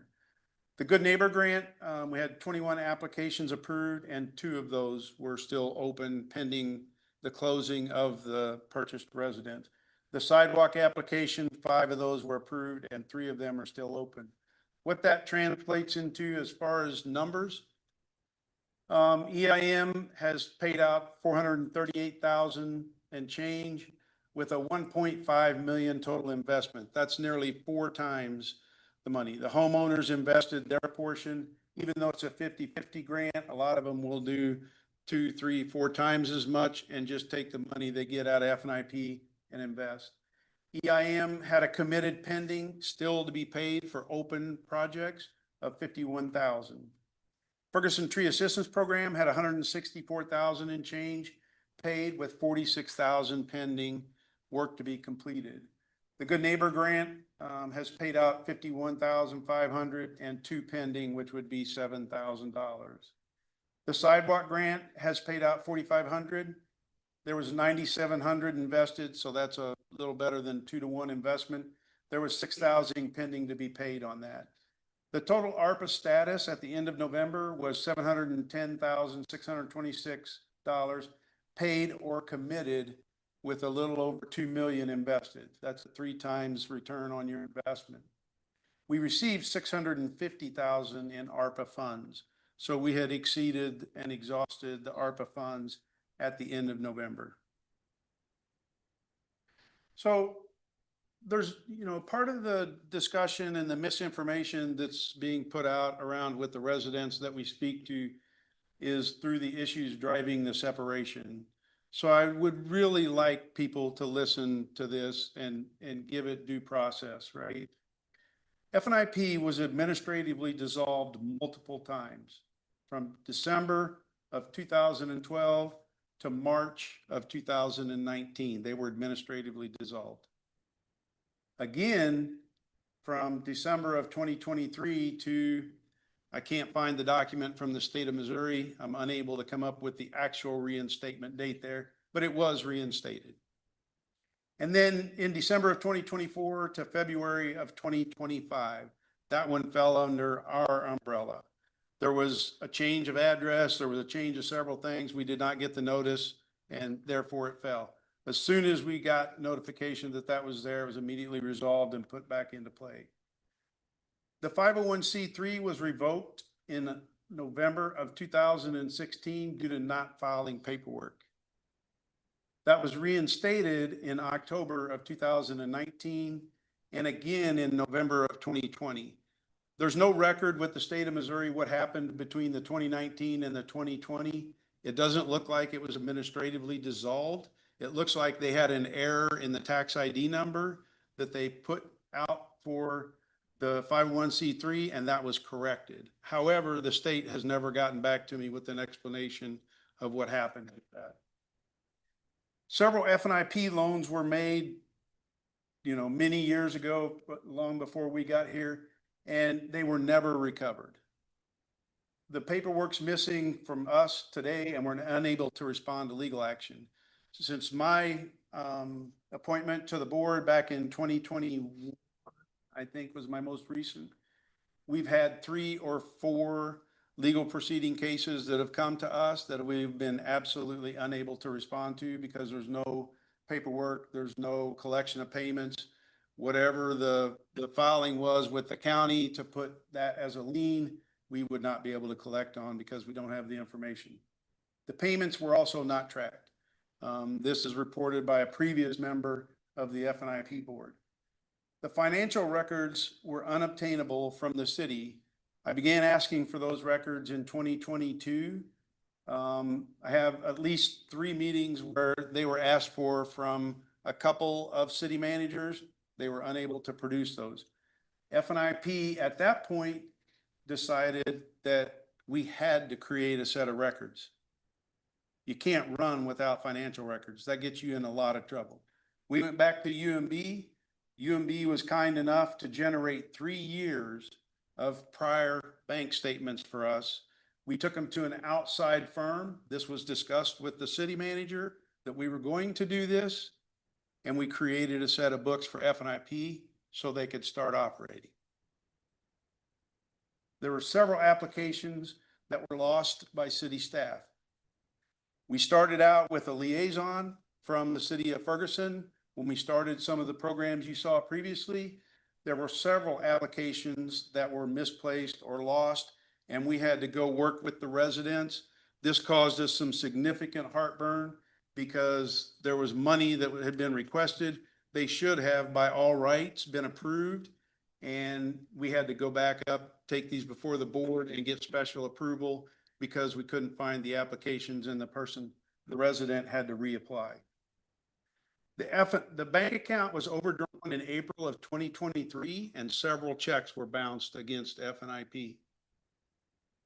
The FNIP board lacked a quorum for several years. In my opinion, this was due to the fact there was very little recruitment going on for boards at that time. And there were no active programs being developed or administered.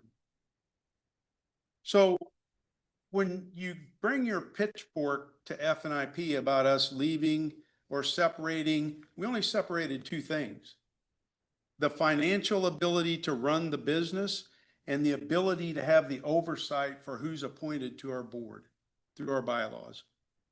That was done because it was crumbling and falling down around us. This wasn't some, hey, let's go do this because it's fun and we want to be evil.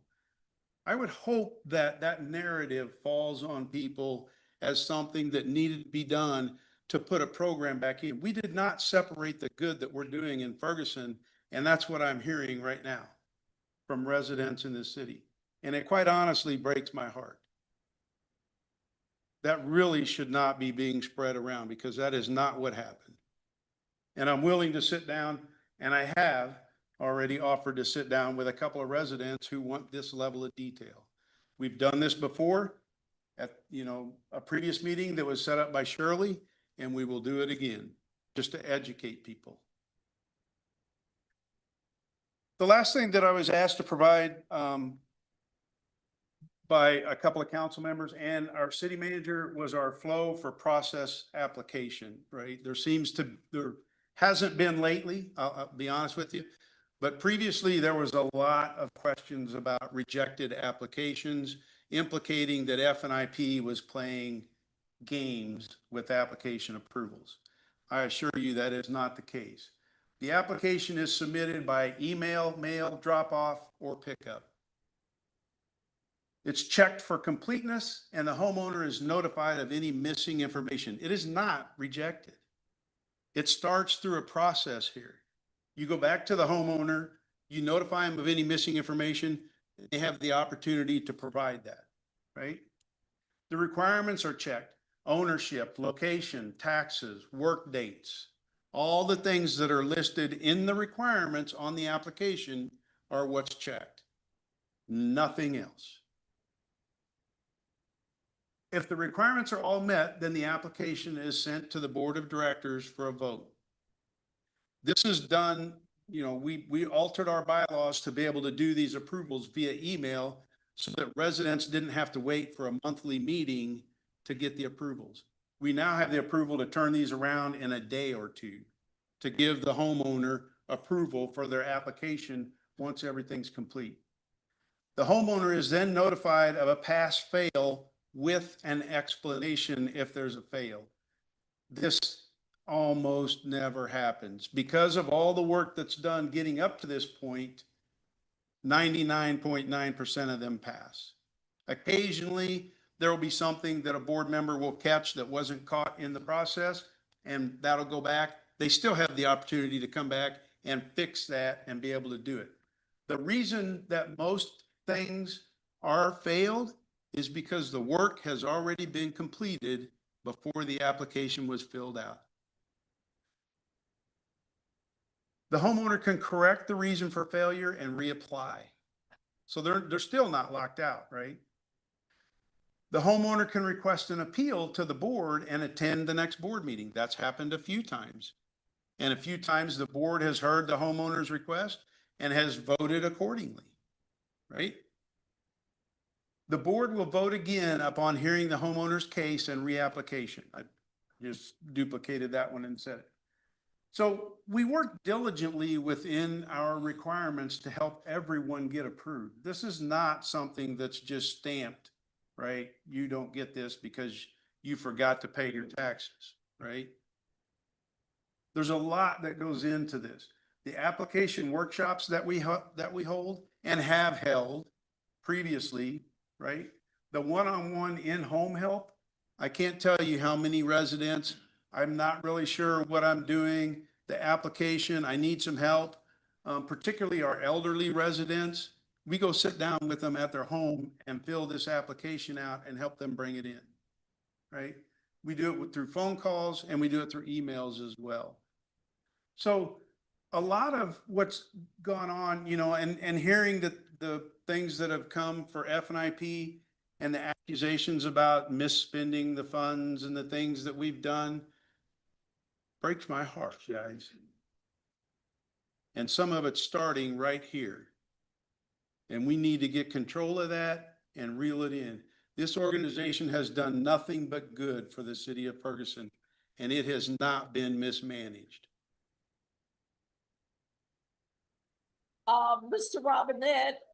I'm sorry. Yes, ma'am. You had me on a roll. I'm sorry, Madam Mayor. Questions, please. Okay, Councilwoman Orr, Councilman Williams. Okay, so I just have a couple comments and a couple points for clarification. So I was on council where the money was appropriated to FNIP.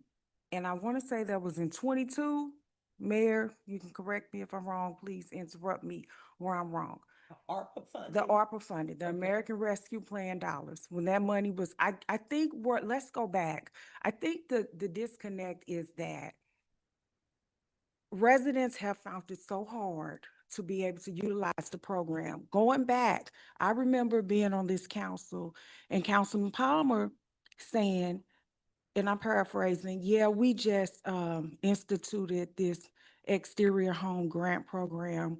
Residents can apply. And I'm like, what? I mean, that's how we found out about the exterior grant program. And I think what's heartbreaking to residents and to a council, because I've had to take in a lot of, well, Councilwoman Noah, what's going on with that program? How come we can't get help? How come you all have allowed this? And those are ARPA dollars. We didn't hold FNIP to such a high accountability standard as FNIP has held residents to when it comes to receiving those dollars. The council did not. The council did not. Their money, you know, I believe that FNIP would say, hey, yeah, we got this money. We're going to facilitate these programs. We're going to help people in the community. As easily as FNIP received that money, yeah, I guess I was naive and I was under an expectation that that's how easily the residents would receive the help. But that's not the way that it worked out. And the presentation clearly identified that. You know, residents have had to go through hoops.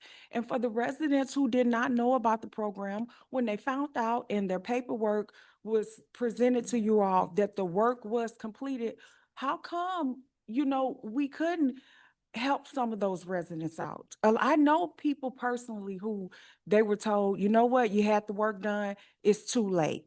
So I'm sorry, Mr. Robinette, that your heart has been broken because mine has been broken as well. As far as the recruitment for FNIP, Councilman Palmer is the council liaison for that board. That wasn't on council. If there was no quorum, when I became the council liaison for FSBD, there was no quorum. I went out there and I found people, and I'm steadily recruiting people to be on that board because we all know there has been an issue with recruiting people. Luckily, we were able to, you know, remove that tax requirement. So that helps people to want to serve on the boards and commissions. I'm going back again to 2022. Correct me if my date is wrong. I look at I'm in the agenda center, FNIP, where are the minutes? You know, again, when I took over as the council liaison for FSBD, there wasn't a lot of action going on. I mean, FSBD is still in the process of revitalizing the board. So I know it takes time. You know, I personally do appreciate what you are doing. Please don't take it that way, but I also have to be accountable to residents, right? Where are the minutes? So I'm not done. I just want to get that out. go ahead. You know, because everyone can look, where are the minutes for years? We're in 2026. There are where are the minutes? But the other questions that I have, okay, you said that the White House on Canfield, right there at the corner, next to the business, what's the name of the business? Zero. Ground Zero. That's the house you were talking about that you all, It's a house at 3101 Canfield. is I it can 30? tell It you might that. be Dove. the one that burnt, that's the one. So, and I'm asking this is a question that I am asking for clarity. The city manager, I assume he'll answer. You stated that the house on Canfield, you all placed pressure on the owners to repair the home? FNIP did? So FNIP filed a lawsuit in court against the homeowner, yes. Okay, Is that your question? that's my question for clarity, just to Yeah. make sure I heard. So it was on demo list and then FNIP did file a lawsuit against them, yes. Okay, because if the owners wouldn't have stepped up to the plate, you all were gonna try to retain ownership of the property.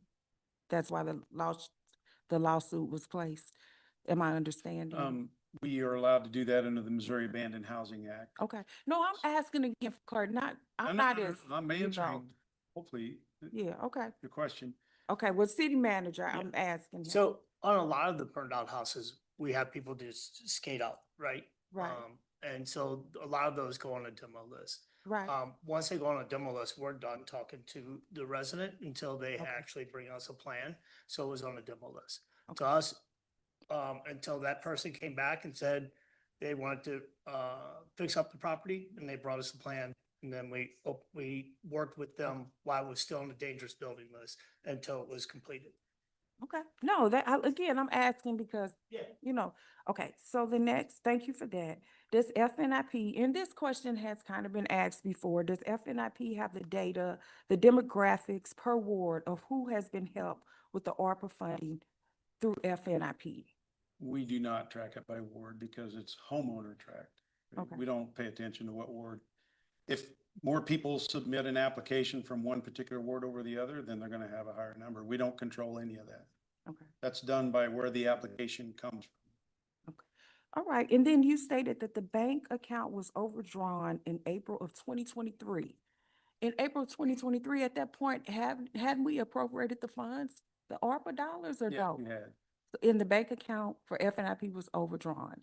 Okay, because the city was holding on to the ARPA dollars and they were submitting the request for the applicants to be reimbursed. I mean, There's a little more to it than that. okay, I mean, so I would like to back up to 2022 because I didn't get an opportunity to answer your first question, right? The presentation that was done in 2022, the exterior improvement matching program was on there and was explained and was approved as the original $400,000 that was given to FNIP. The exterior was on there. It wasn't Mr. Palmer that came and presented that to you. That was on the presentation that council approved in 2022. Different city manager, there's been a lot of staff changes since then, right? Actually, there were 4 programs on there that were put in place. The one program that has been added new since 2022 original request for ARPA dollars was the tree assistance program. And that was worked specifically with the city manager at the time because there were so many dead trees in the city that it was causing a hazard for health and safety and all those reasons. That was an additional $250,000 of ARPA funds that was allocated to manage the dangerous tree program. That was approved in 2024. okay. That's the history. So now back to your original question. So I think bringing up the facts behind what's happened with it.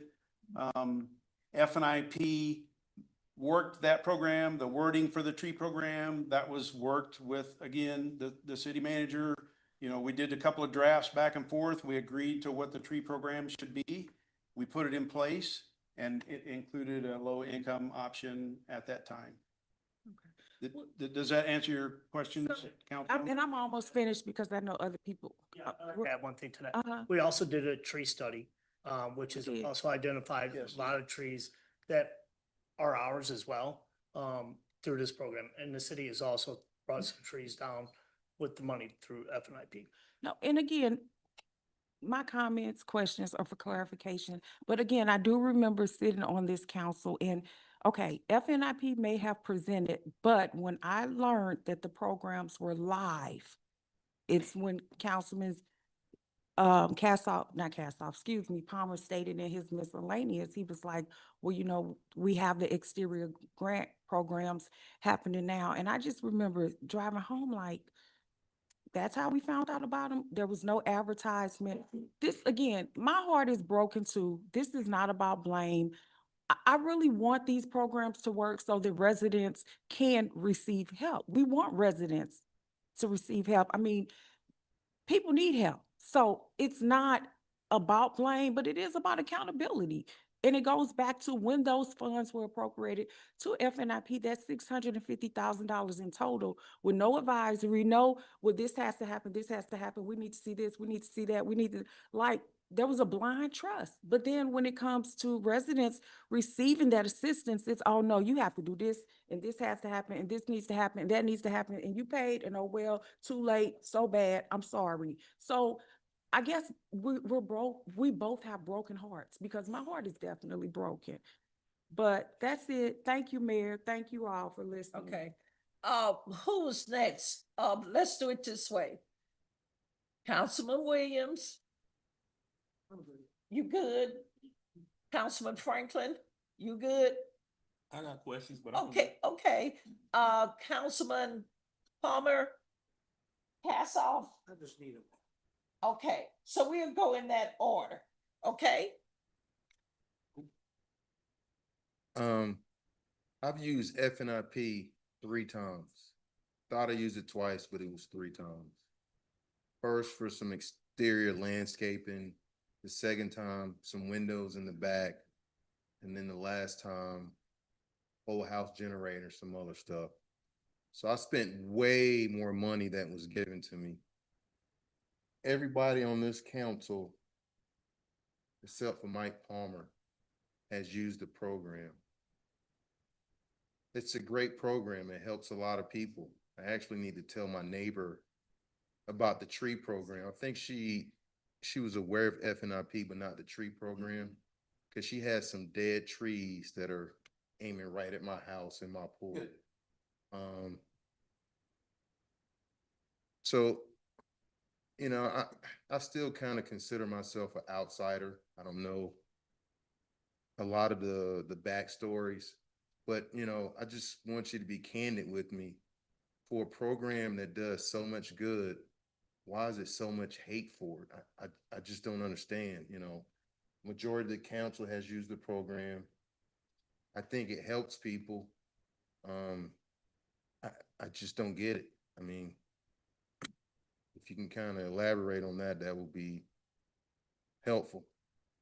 I wish I could. The only thing I can tell you is you heard the testimony from your fellow councilwoman about her displeasure with FNIP and her reasons behind it.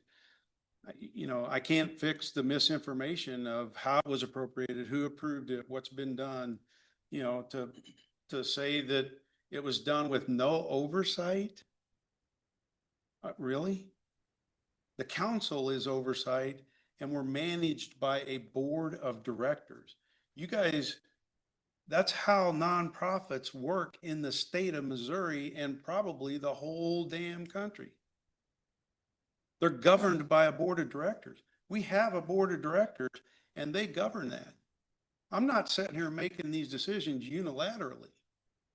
But it sure feels like it when I talk to the residents, because you don't hear them say anything about FNIP without my name being thrown out there as a part of it and being the problem.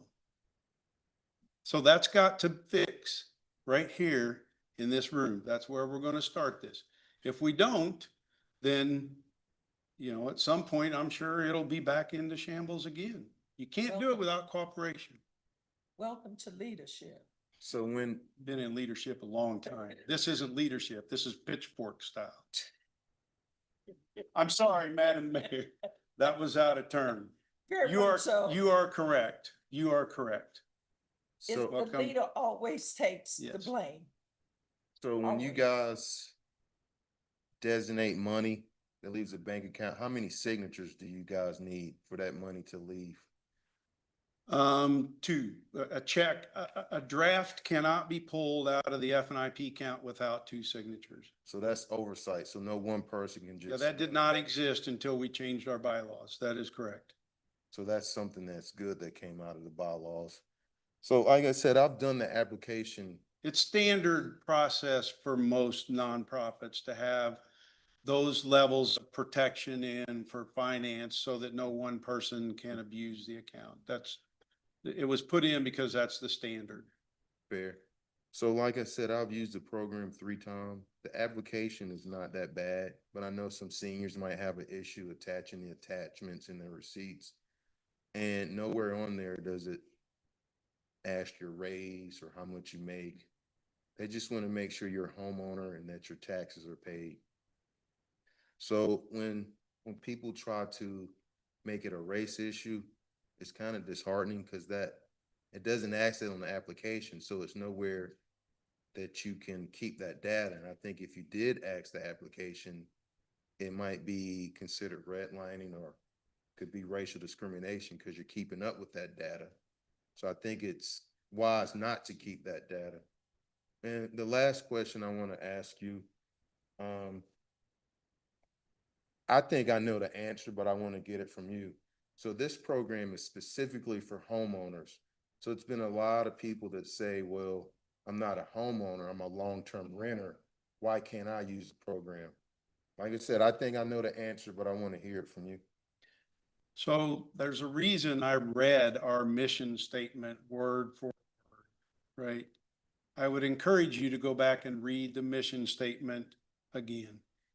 That's what it's out there for. It's not out there to hand money to a renter. It's out there to hand money to a homeowner.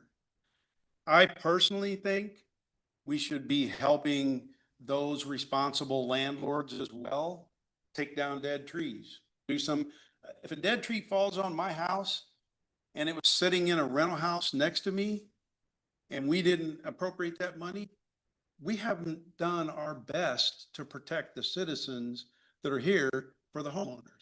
But historically, that has not been something that's supported by the board of directors at F&IP. Rental properties are considered taboo to receive any funding out of F&IP. I get that. There are reasons why that would exist.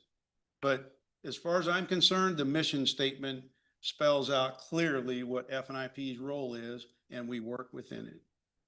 Fair. Thank you. Mm-hmm. Who's next? You? Yeah. Larry, thanks for coming out tonight and giving your presentation. A couple of questions. I just wanted to get some clarity. So if I heard you right, you were saying that there's records that are missing from 2021 to now, or was that before 2021? We do not have any financial records or program records for F&IP from the city. What records exist, we recreated from the bank. Okay. So I guess I think I can explain why we have issues with the distrust in our city. And I think it comes down to transparency. So you presented to us, I want to say early May last year. And at that point, you let the council know that F&IP was independent of the city, that you had changed your bylaws a year ahead of time. And there's a council member who's a liaison on that board. So I assumed he was aware of that change that occurred. Maybe he was not, I'm not sure. But it was news to everyone, well, new members in the community. Well, wait, what's this change about?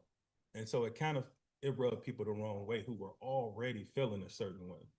And so I'm just saying, when you make those type of changes, it's good to involve the community, let them know in real time. So, hey, I want to go to that meeting and see what's going on at F&IP, why they're changing, how they're incorporated, Also, you presented last year, the year before, previous years about the program and all the good work you guys were doing, which I've benefited from, and I think I've used it maybe 5 or 6 times. But we didn't hear about the problems with F&IP, which you just said. We don't have any financials for 5 years. That's a huge problem that the council should have been aware of. City staff should have been aware of. And I guess, like you said, you're the president, everybody kind of looks at you. You're the guy that makes it happen. in my mind, I'm thinking, okay, I'm gonna keep my own financial records if I can't depend on the city, or I'm gonna go to that council and let them know we've got a huge problem. Because ultimately, you're responsible because your name's on the paperwork. So like what happened prior to your watch, we can't hold you accountable for that. But what's happening during your watch, residents are gonna say, see, that's what I'm talking about. I told you we couldn't, whether it's true or not, it's just that accountability kind of falls on your shoulders because you are the president. And I would have liked, just as a resident before I was on this council, if there were problems, hey, bring them to the council so that they can maybe fix or motivate wherever the issue is, whether it's with city staff or if you need additional help with FNIP. Because I think when this was started back in 1988, it was meant to include residents of our community working hand in hand with our city. And now it's being separated because I guess in your mind or the board's mind, there's a problem with the city and we need to step in and do things the right way. But then you're telling us tonight, well, we haven't been doing it the right way. Or maybe you're doing it now as of 2025, or it's just those things, you know, that's kind of, I think, where the issues come from.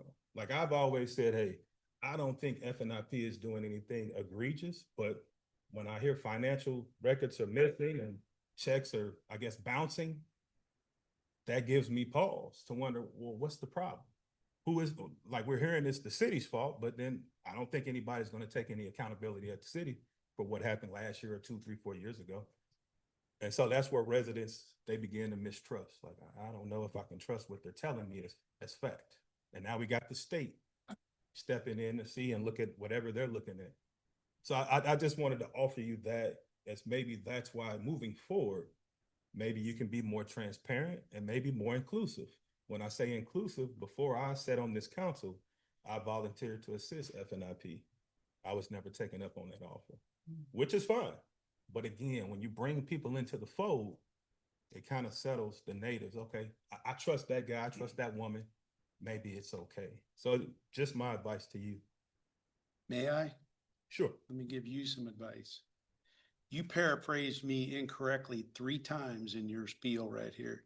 Not once did I ever say we're not doing things or that we were doing things incorrectly.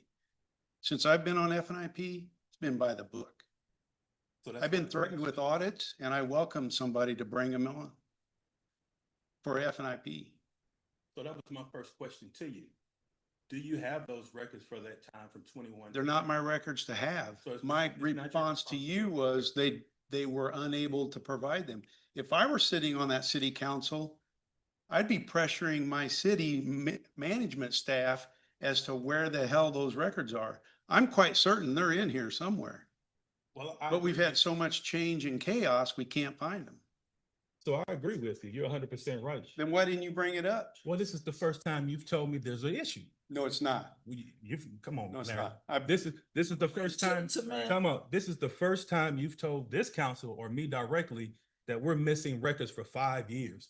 I assume you were running a tight ship, and whether you feel like it's your responsibility or not, if I was running FNIP, I would maintain my own records to cover myself in case someone else was incompetent. That's all I'm saying. We just disagree. Wait a minute, Palmer. I just wanted to mention something that was barely touched upon, which is the newer program that FNIP is doing. FNIP is the first not-for-profit organization in St. Louis County to use the Missouri Abandoned Housing Act, which is like a relic of the Missouri Revised Statutes. Legal Services is providing their services for free for FNIP to initiate quicker proceedings against absentee owners. The city of Ferguson has very little tools when it comes to addressing longtime vacant property that's tax delinquent. That's why the city's typical reaction is to tear the house down.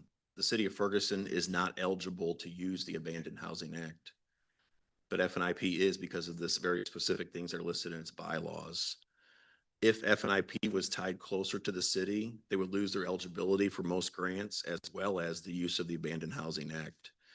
But typically in Ferguson, a house that gets tore down is 7, 8, 9, 10 years behind on taxes, has got countless tires and mattresses in the front yard, and has been the armpit of the street for 10 years. with neighbors endlessly calling. But the Abandoned Housing Act allows not-for-profits with very specific and tailor-made bylaws to address vacant property that is 1 year delinquent on taxes, has outstanding code violations, and is vacant. And that house on Canfield was slated for demolition to the point that the utilities had been disconnected on the city's dime. The city spent a little bit of money to disconnect the utilities. FNIP filed that lawsuit. The city could not. And the owner probably invested well over $65,000 in that property, and now it's going to be occupied by somebody, instead of the city spending $15,000 to tear down a house and then cutting the grass for the rest of our lives. So that's one success story, but FNIP actually has been granted temporary receivership of a property on Beacon where the owner has not lived there for, I believe, over 12 or 13 years.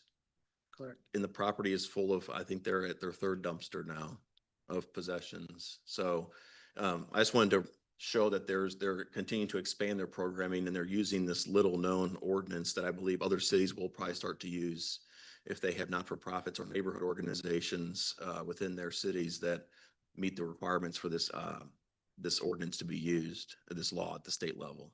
Thank you. Thank you, Mr. Palmer. Councilman Kassoff. Thank you. A couple of things I want to address here. First of all, just my personal experience that I've used the program, the matching grant program several times. My colleague said that we are forcing people to jump through hoops. It's a 1 or 2 page application that takes about 5 minutes to fill out. And I know that if there's ever a question, they can call, they can email, and as you mentioned, if there's a serious need, you'll come to somebody's house and help them fill it out. I've lived in a lot of places around St. Louis, and I grew up in Ohio. I lived in New York before I came down here, and I probably lived in 8 different municipalities in this fractured region. I've never lived in a place where they had a program to help people to maintain and improve their homes. It's truly, if it's not unique in the whole country, it's certainly very rare. And it's wonderful. And it's one of the things that makes Ferguson a little bit different than some other town down the road.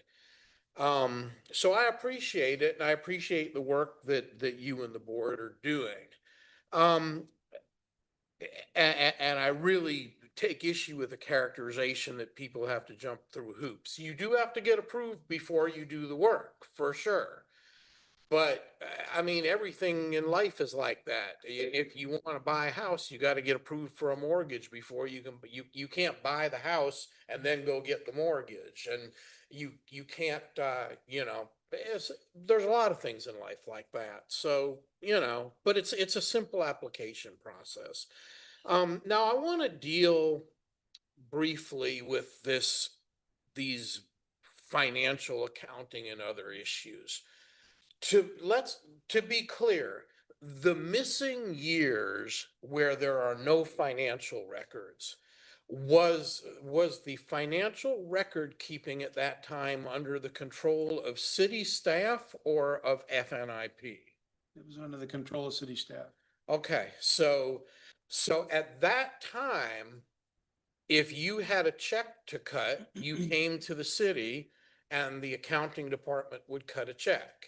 And they kept the financial records in whatever database they had. That's correct. So there wouldn't be a reason, and there might not even be really an ability for FNIP to track a bank account that it's not even your bank account. It was the city's bank account, right? In 2023, we did not have access to the bank accounts yet. So you had no access to the financial records and city staff was handling it. Okay. Now, one of my colleagues said, if there's a problem, bring it to the council. At the time, you had no reason to believe there was a problem, did you? No. When somebody had an application approved and they had the work done, they brought you the receipt, you gave it to the city and they cut a check. Correct.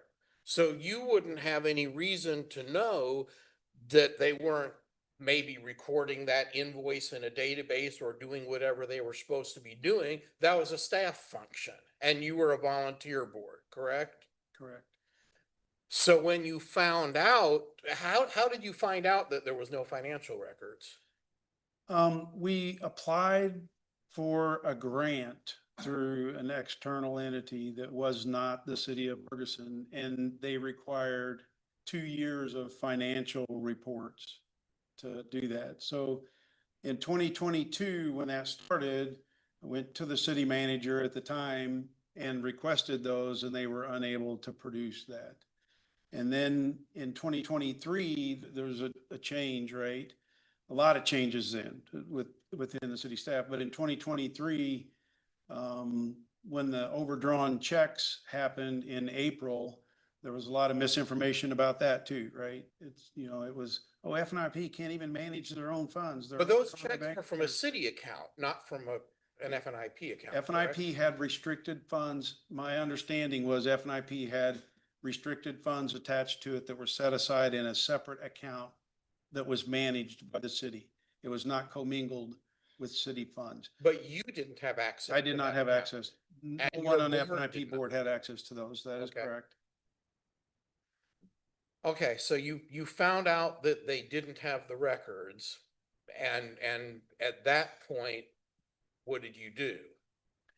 So we had a couple of meetings to discuss that, right? And then the only option we had was to recreate what records we could.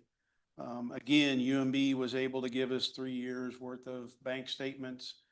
And so they gave us those, and we've been keeping the records through an external accounting firm ever since. So you have an accountant. That is correct. Okay. And so I just want to emphasize, and then I'm going to leave it alone because it's late and It's 9:25.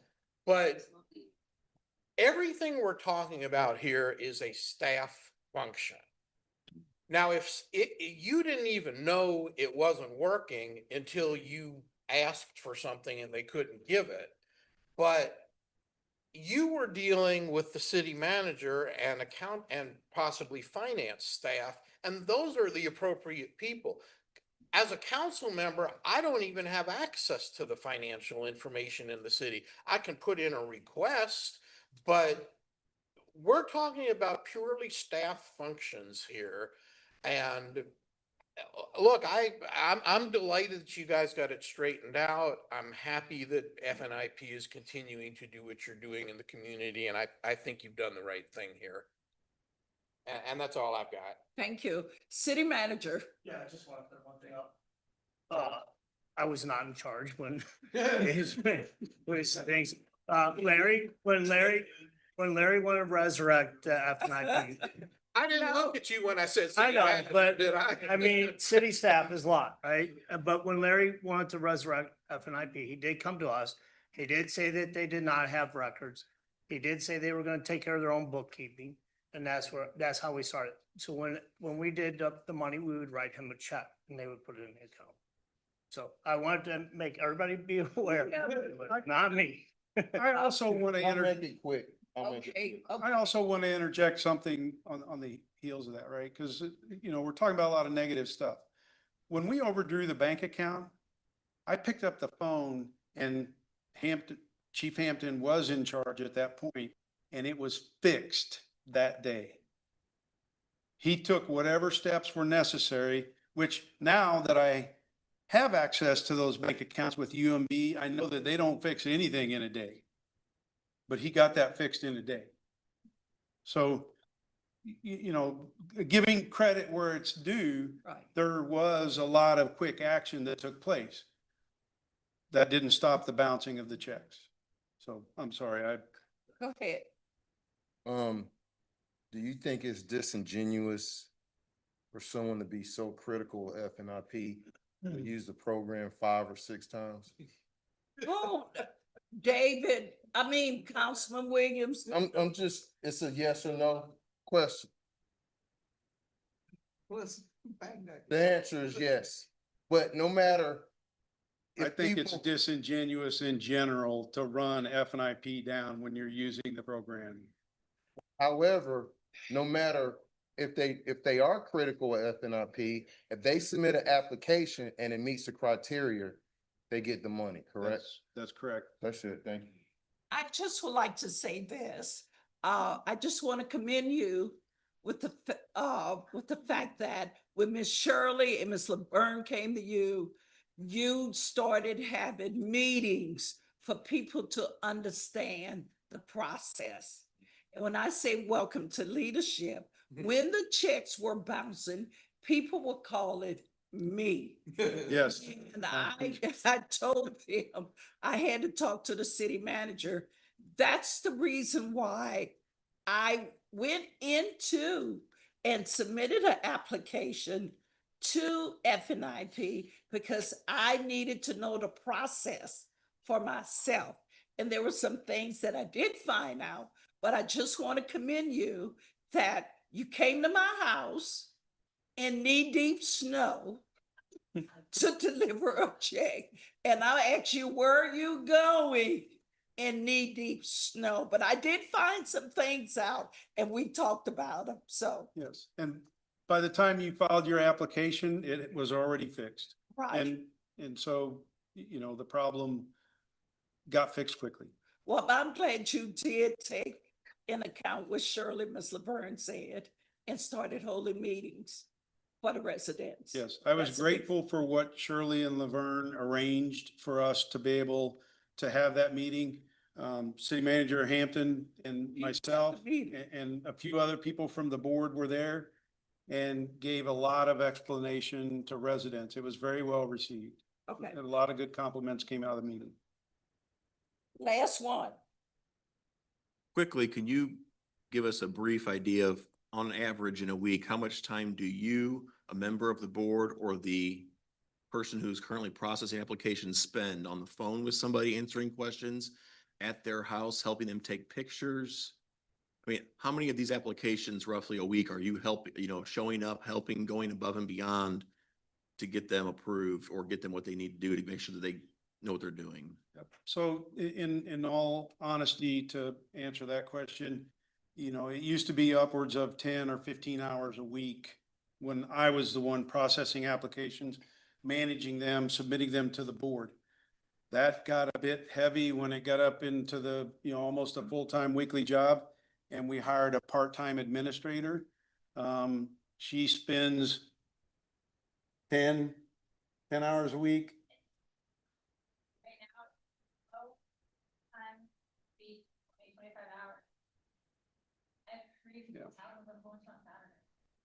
So the number of volunteer hours that goes into managing FNIP, I shudder to even try to count them. Thank you. Many thousands. Thank you, Mr. Robinette. Thank you, One Mayor thing, Jones. Yes, ma'am. Please leave a copy so we can make copies and put them in the receptionist area for people to pick up that. And you have it electronically. They Okay. can make all the copies and send it to you, whatever you like. Okay, that'll work. Thank you. Thank you.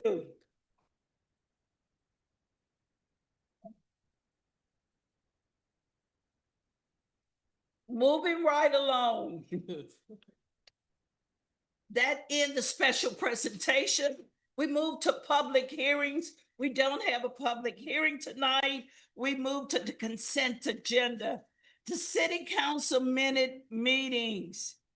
Regular council minute meetings, 12/16/2025. I request a motion in a second to approve the meeting minutes. So moved. Second, Lamika Covet. All in favor? Aye. Any opposed? Ayes have it. The minutes approved.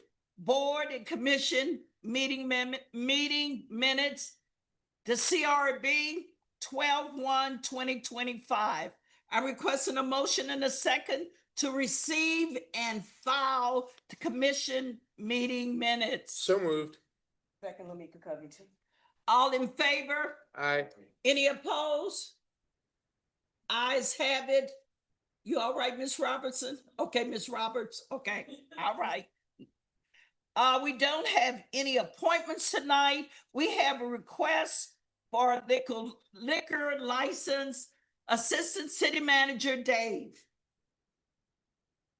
Thank you, Mayor. This was for the liquor license for the 10393 West Florissant Avenue. All the information was in your packet. If there's questions, we're happy to answer them. Okay. Anything else you would like to add?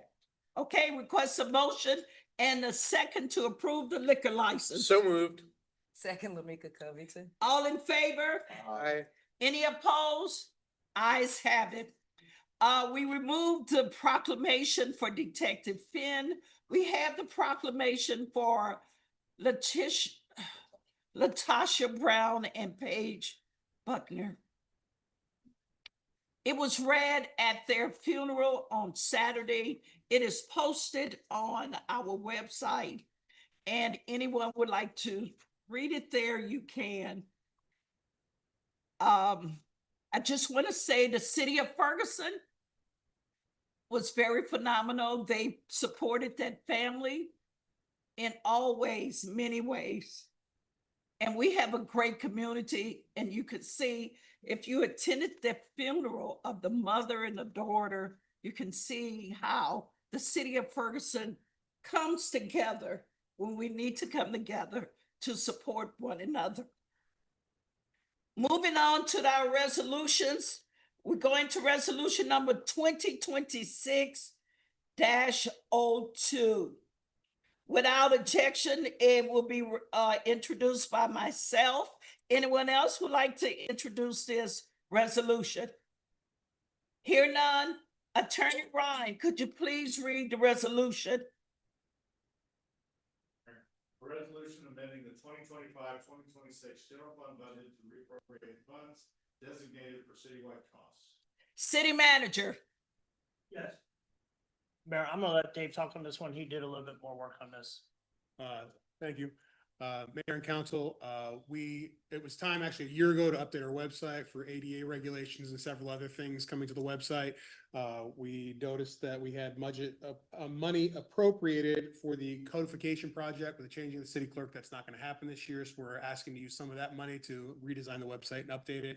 It's going to give a separate header to several other departments to be more user friendly and also bring us into ADA compliance and offer some other things on the website. Thank you. Any questions, council? Hear none. Is there a motion and a second for approval? So moved. Second, Lamika Covington. Clerk Roberts, could you please call the roll? Councilman Passoff. Aye. Councilwoman Covington. Aye. Councilwoman Noah. Aye.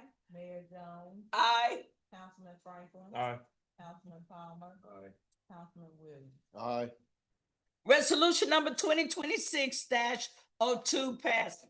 We move to bills requiring the first reading. Bill number 7327. Without objection, we introduced by Mayor Jones. Anyone else would like to introduce this bill? Hear none. Attorney Ryan, could you please read the bill by the title only? Thank you. An ordinance for the purpose of establishing minimum regulations for controlling erosion, sediment from land disturbance activities at construction sites within the city of Ferguson, Missouri, providing for the issuance of permits, making of inspections, collection of permits and inspection fees, and providing penalties for the violation thereof through the adoption of the land disturbance code for the city of Ferguson, Missouri.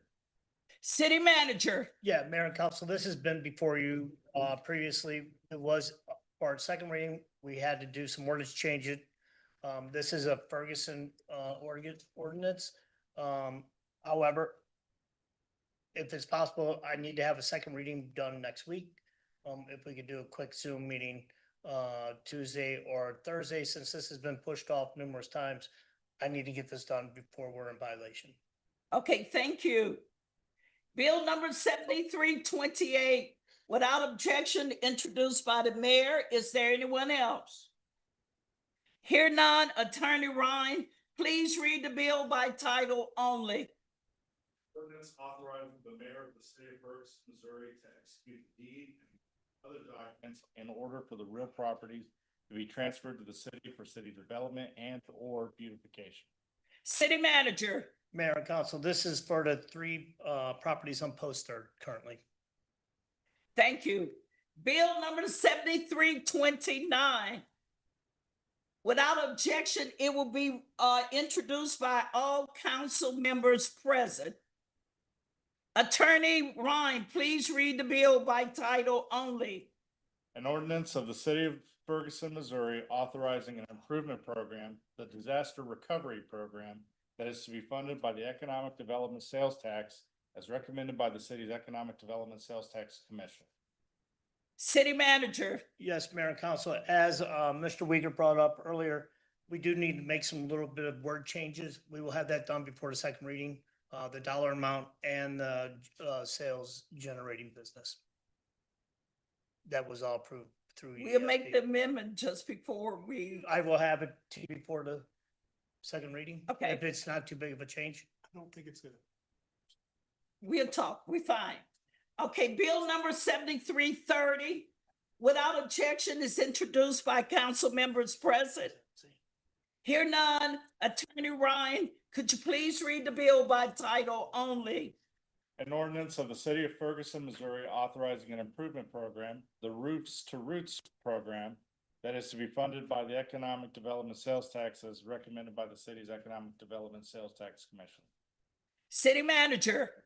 Yes, Mayor, this has been presented once before, and you guys have all the information in front.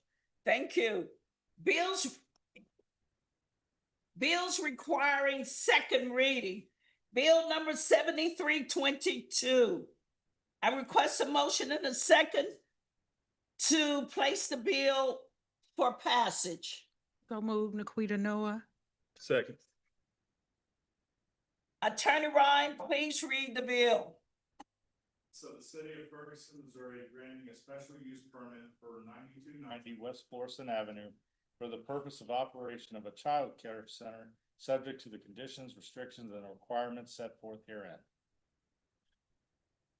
City manager. Yes, Mayor and Council, I believe we had a hearing not too long on this, and you should have all the information to make your decision. 9290 West Florissant, where the raised grant for $18.3 million, we supposed to start working on the infrastructure, in late 26, 27? Oh, okay. All right. I said so much about it the last time. What I said the last time still stand, is that we work hard to get that raised grant of $18.3 million and seeking businesses that's going to generate taxes for the area. I still stand what I said. Okay, it has been properly moved in second. Clerk Roberts, please call the roll. Councilman Noah. Aye.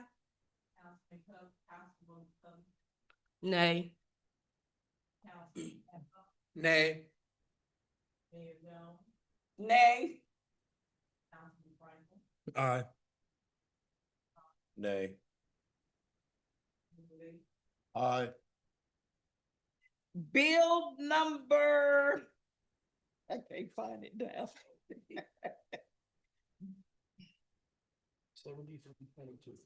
Bill number 7322 do not pass.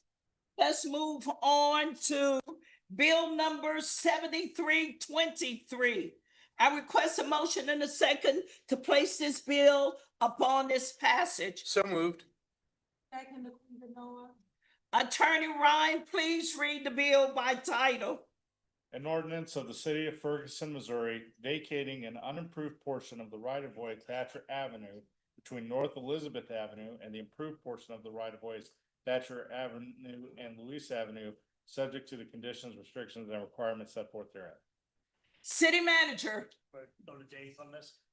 Mayor and council, this was the one that's been in front of you multiple times in the past. You're looking at Thatcher, which is over behind Pulse Market in that area of town. And you're looking at Lewis Avenue, which is down South Florissant. I believe you had diagrams in your packet of both. If there's questions, I'm more than happy to answer them. Clerk Roberts, please call the roll. Oh, you got a question? Okay. Comment. So that road that was never built actually goes through my swimming pool. So so if you say it's a conflict, you know, if you let it be known, then you can vote. So I'm just letting it be known that that road that was never built Okay. goes behind my swim, cuts my swim. That's it. Yes, sir. Councilman Cassoff, Aye. Councilman Noah, Aye. Councilwoman Covington, Aye. Mayor Jones, Aye. Aye. Councilman Palmer, Aye. Aye. Bill number 7323 passes. We move to bill number 7324. I request a motion and second to place bill 7324 upon passage. So moved. Second, Lamika Covington. Attorney Ryan, could you please read the bill? An ordinance amending certain sections within section 36.5 relating to signs. City manager. Mayor and council, I'm gonna let, if you have any questions, Councilman Cassoff, because I believe he's the one that introduced this bill and has more knowledge and all the intricate details that you guys have been discussing. Let's vote. Any, Councilwoman Noah. Well, I don't have a question. I just have a quick comment. In the last council meeting, it was stated that this ordinance is needing to be amended, not for the urban league signage, but for the signage like the ugly houses signage, which if there was an issue with ugly, we buy ugly houses signage, where was the amendment to the ordinance at that time? This did not come to our attention until the Urban League started posting those signs. And when I asked Councilman Cassoff in an email for an example initially, he didn't provide an example. And he sent me a picture of a stop sign. And I was like, well, what does that mean? And so then he ended up sending a picture of the Urban League sign posted on the stop sign. So I think that it's just about the Urban League signage and no other signage. And so that's why I won't be supporting it. I just wanted to clarify that for everyone. Any other questions? Any other comments? Councilman Cassoff. To be clear, first of all, any sign regulation must be content neutral. That's what the Supreme Court has ruled over and over again, and they've ruled it unanimously. So any sign ordinance in the city has to be content neutral. And so this is not about the Urban League. The Urban League does lots of great things. If you go down through like down Lucas and Hunt toward Normandy High School, you'll see a lot of those Urban League signs on stakes in people's yards. And that's great if people want to put that message out. What we don't want is anybody putting distracting signs on the poles where the stop signs in the streets and the street signs and the speed limit signs. You can't put stuff on those poles. Now, some of those poles are on public property and they're covered by other ordinances. Others are in places that might be ambiguous. There's a sign at the corner of my street. There's a stop sign that's in the grass in somebody's yard. If it ever came down to somebody challenging us on a violation for putting a zip tying something onto that stop sign, we would have to prove that it was on public property. And the only way to do that is by getting a survey. So this way we are asserting the fact that those poles with street signs on them belong to the city and you can't zip tie a sign to it. Now, you're right. The most recent violation was by the Urban League. The Urban League put up hundreds of them.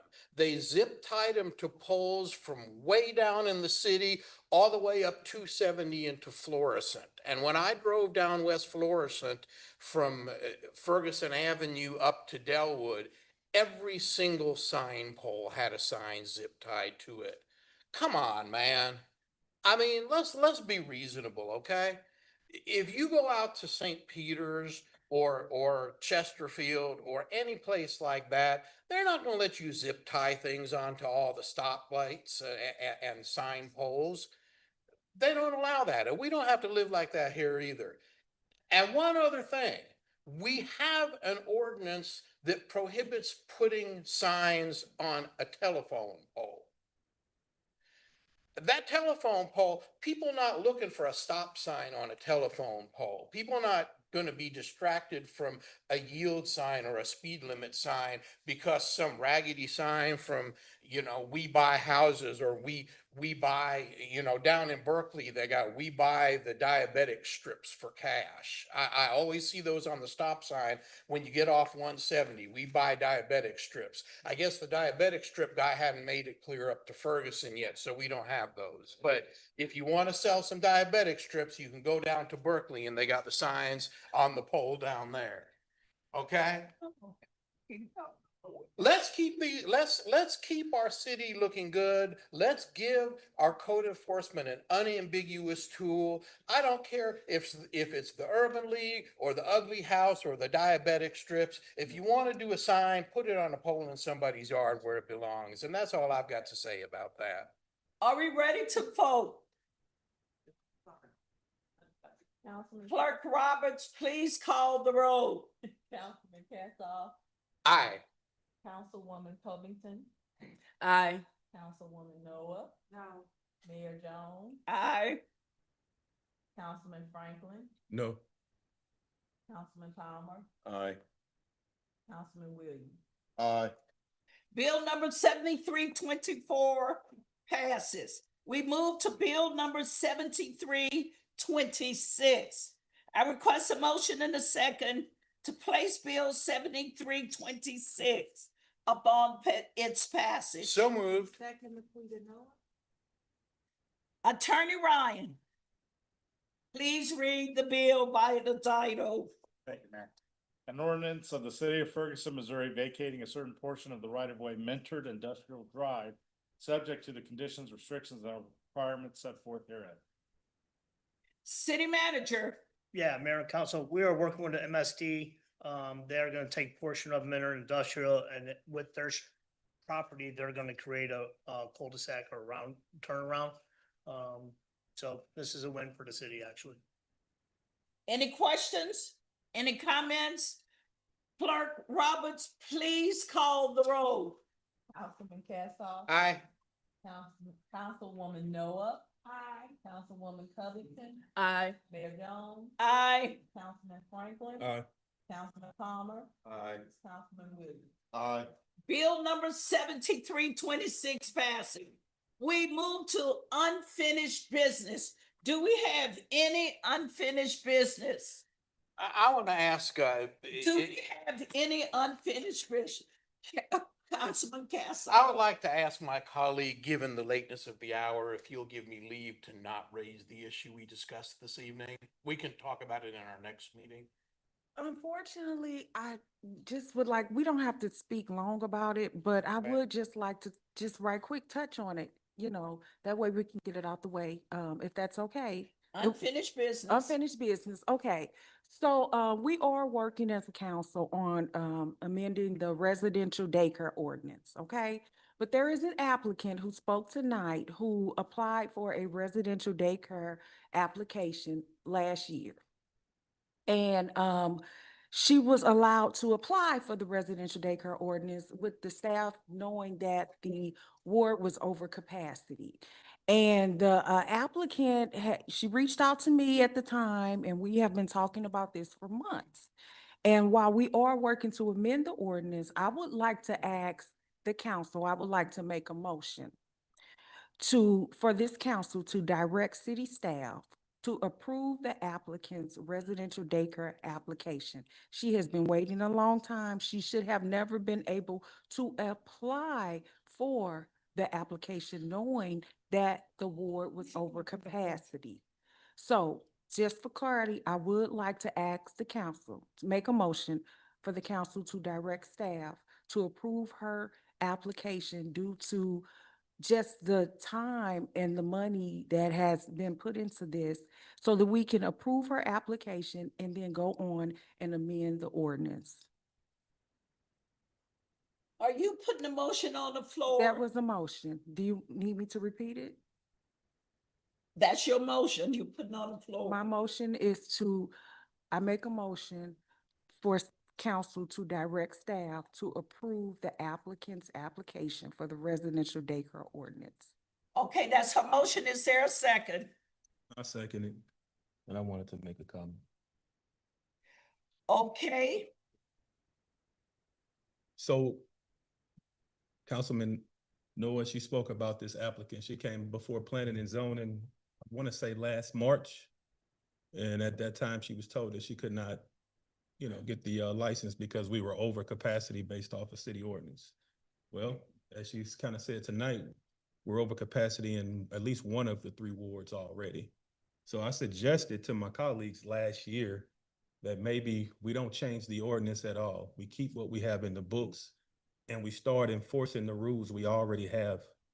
And what we do with this one applicant is say, hey, okay, our mistake, we'll show you some leeway. You'll be the last one, and we'll notify all of our other residential daycares about the ordinance that we have not been enforcing and let them know that no more additional daycares will be allowed across the city.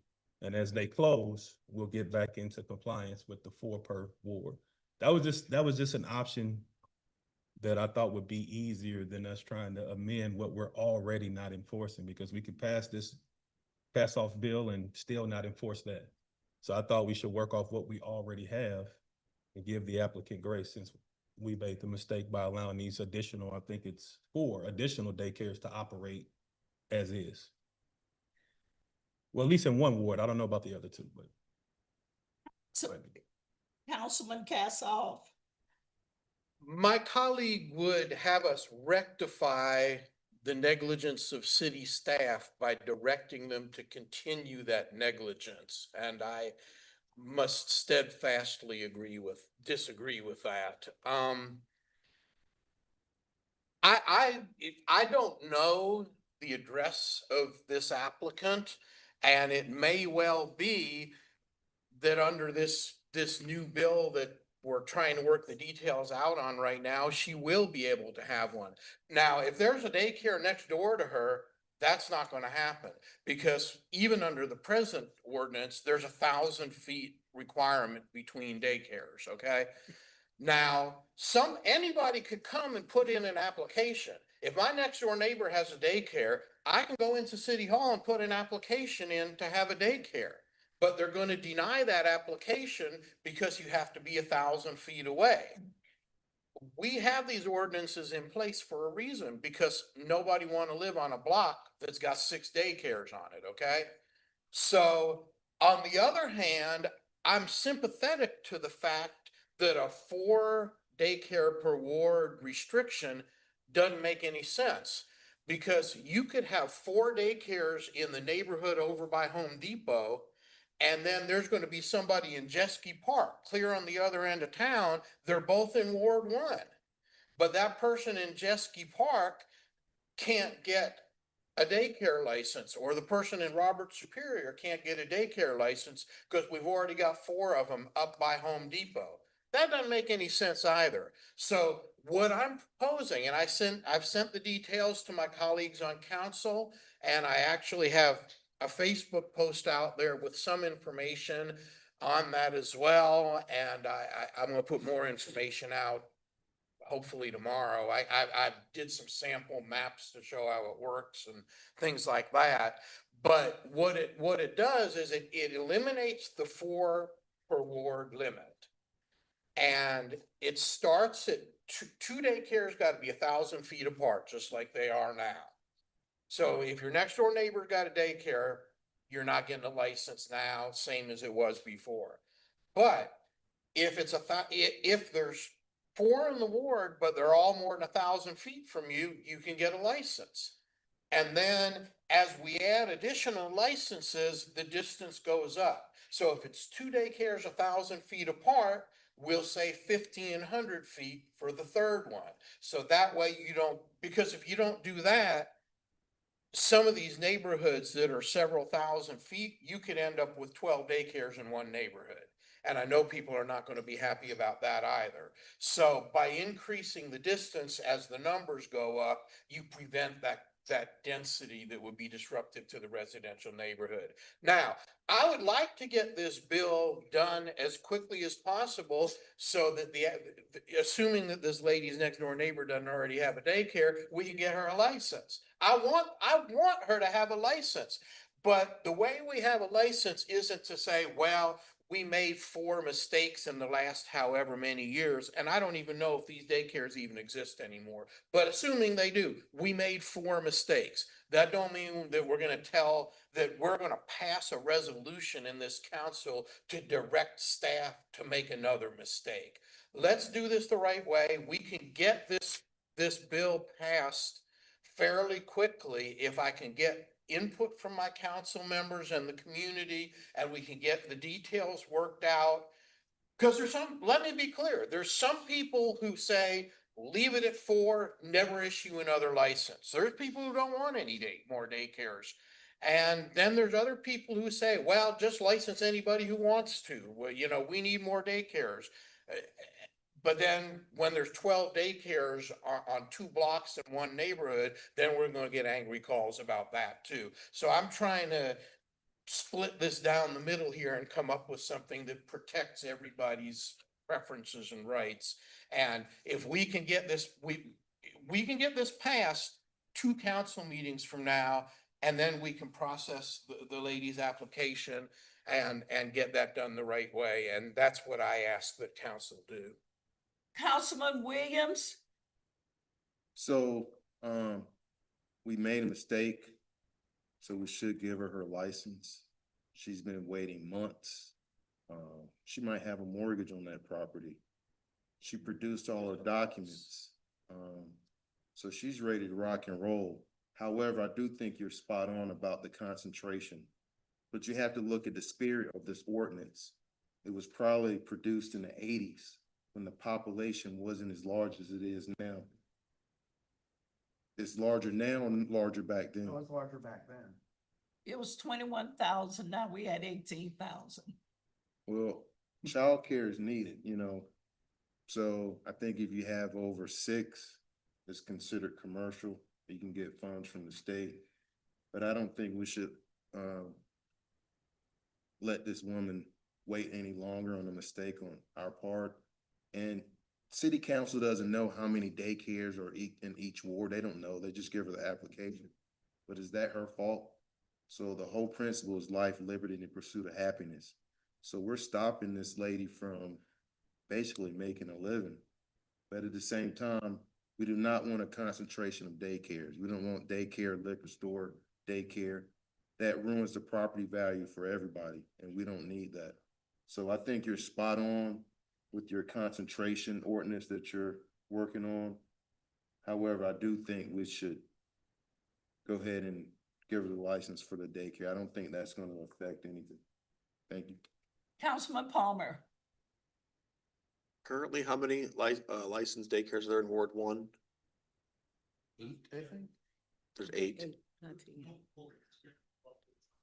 Last we checked. Are any of those 8 within 1,000 feet of this proposed location? I don't believe so. Okay. The next question would be, not question, but statement would be, oftentimes when we're tasked with a decision such as this, we have like a staff's memorandum, a staff suggestion, especially from like zoning or, planning. I'd be curious what the staff's perspective is on this, because oftentimes we do count on the staff, sometimes they are much greater subject matter experts than we are when it comes to these things. That's all. Thank you. Councilman Noah? You know, thank you, Councilman Palmer. I would like to hear from staff. I see Yeah. City Manager Yeah, has raised his yes. hand, please. Yeah, I believe you guys are supposed to be the ones doing the legislation. That's what we were told. So, I mean, it's up to you guys. We still in the question stage of this motion So- that has been moved in second. Yeah, so, I mean, you know, like I said, I still need to have another council meeting next week. And if you guys want to discuss this any further, if this is a no, you can get your ordinance. I would like to say this. At one point, Ferguson put a moratorium on daycares. And I think it was 2 or 3 of them that was placed. And I believe when I was on council, I know it was another moratorium put on daycares. My question is to the attorney, do they come to sunset? Or once the moratorium is placed, it's still in place? Is there a sunset on them? Could you say your question? There are at least 3 moratoriums on daycares in the city of Ferguson.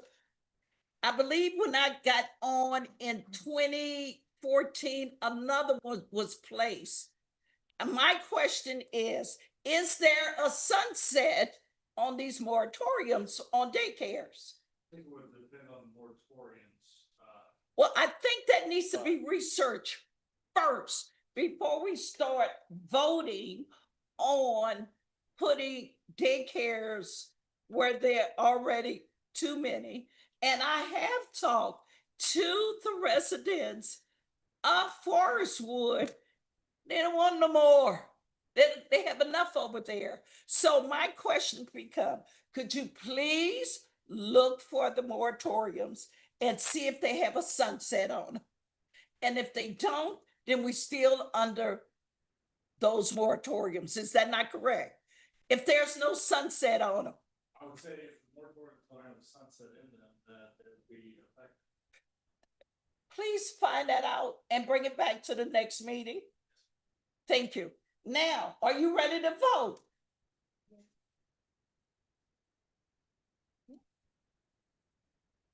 Councilwoman, you don't want to withdraw the motion you put on the floor? No.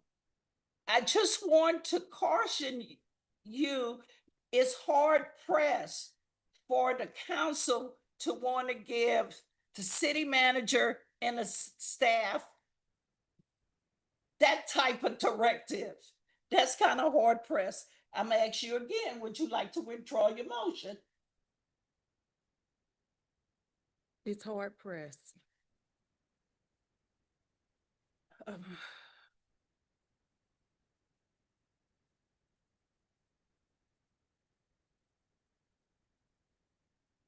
I'll withdraw the motion only because you did ask them to research regarding the moratorium.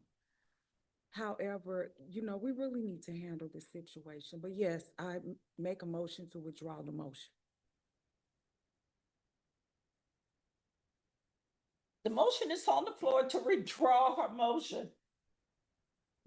Okay, withdraw your motion. I make a motion to withdraw the I motion. don't put it- The motion that I made to direct staff, to direct the council to direct staff to allow approval of the applicant's daycare license. Your motion is withdrawn. Thank you. Yeah, I would just like to add, so I'm a government employee, and so I do a lot of the same work you guys do every day. And one of the things I learned is that when you're working with the public and you're going through your processes, you have to do it the same way every time.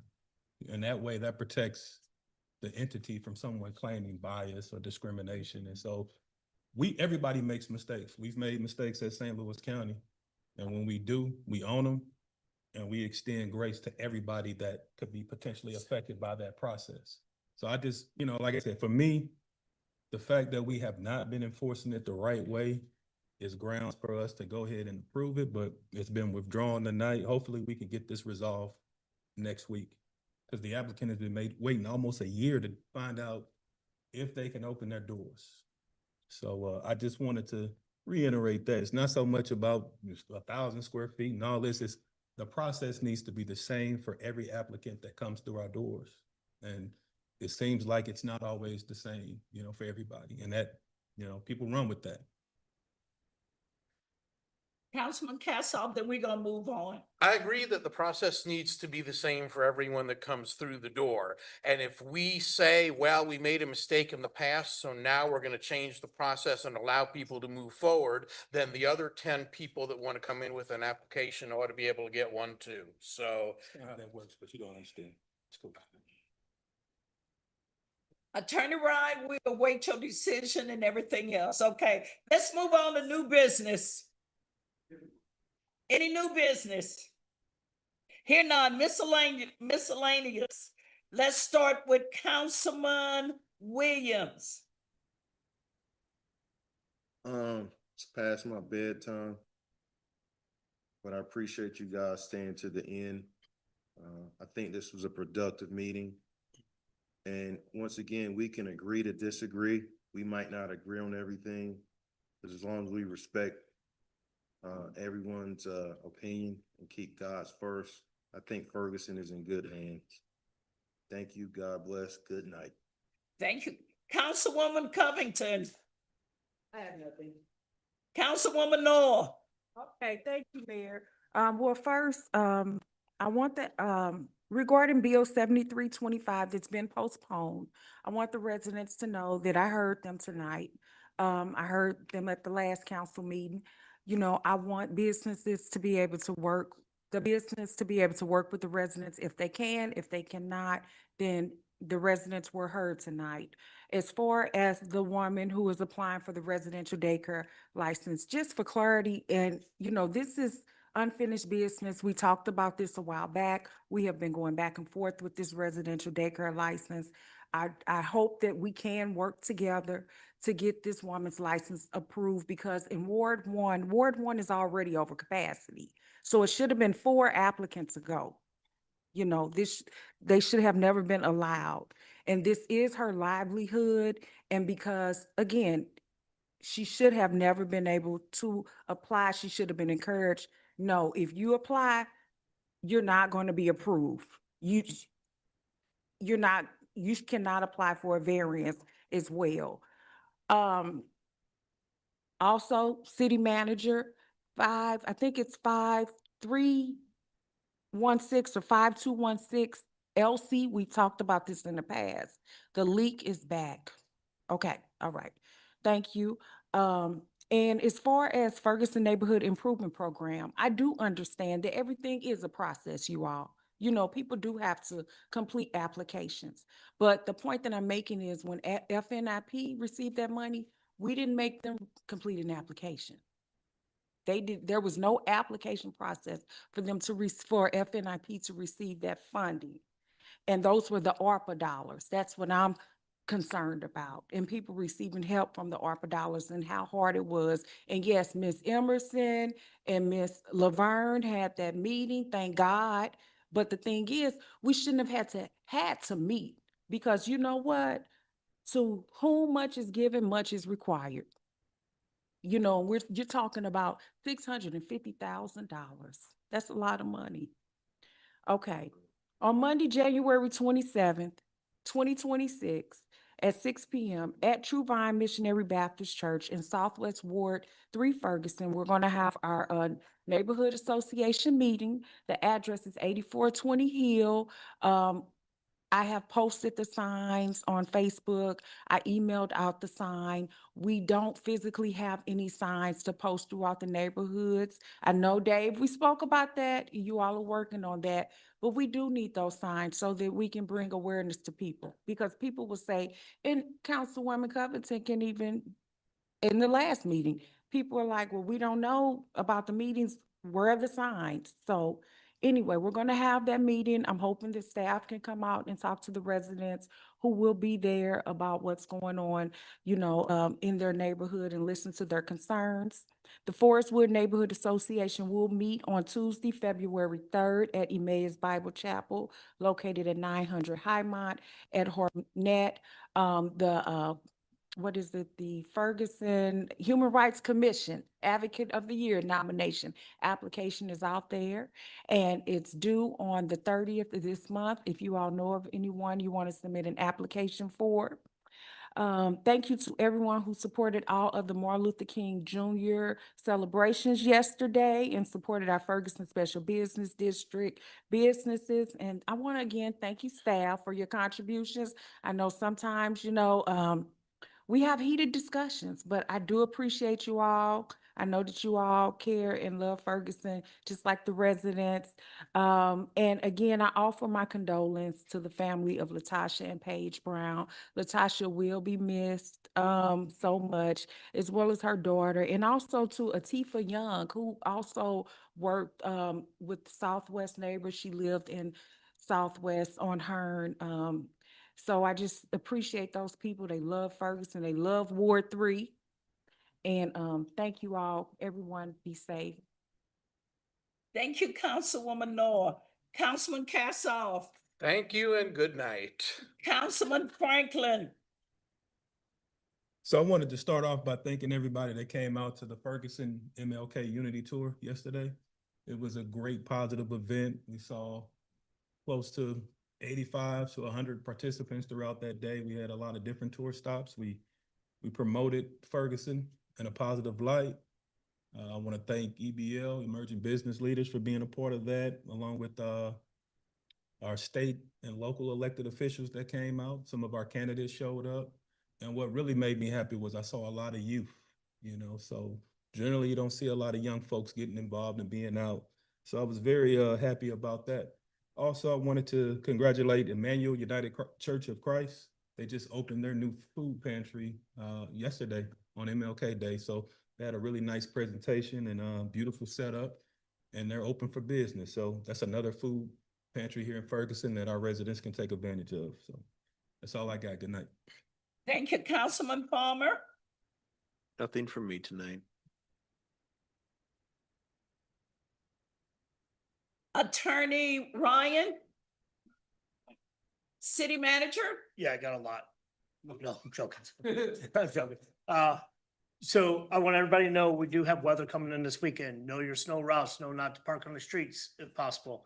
Also, we are going to be opening a laundromat soon. I will let everybody know when the grand opening is.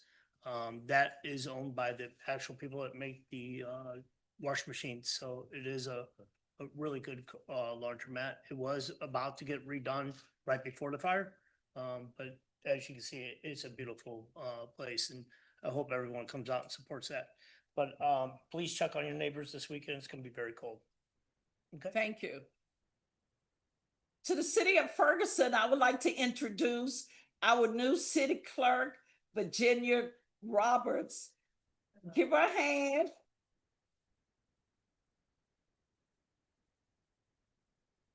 This is your very first meeting.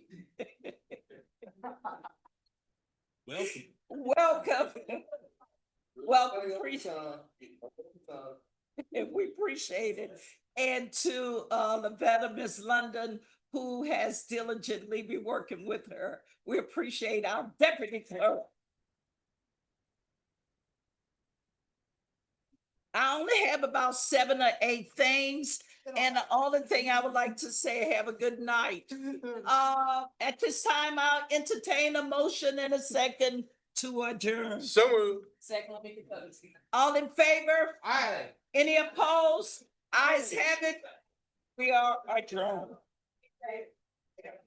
Hey, this is my name. For me. I think this is my.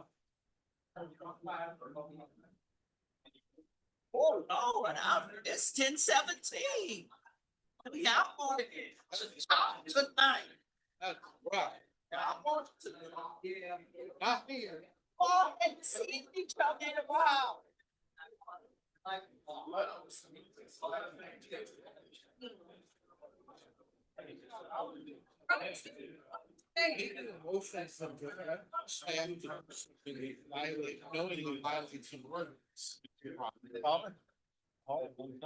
I mean, he could come back.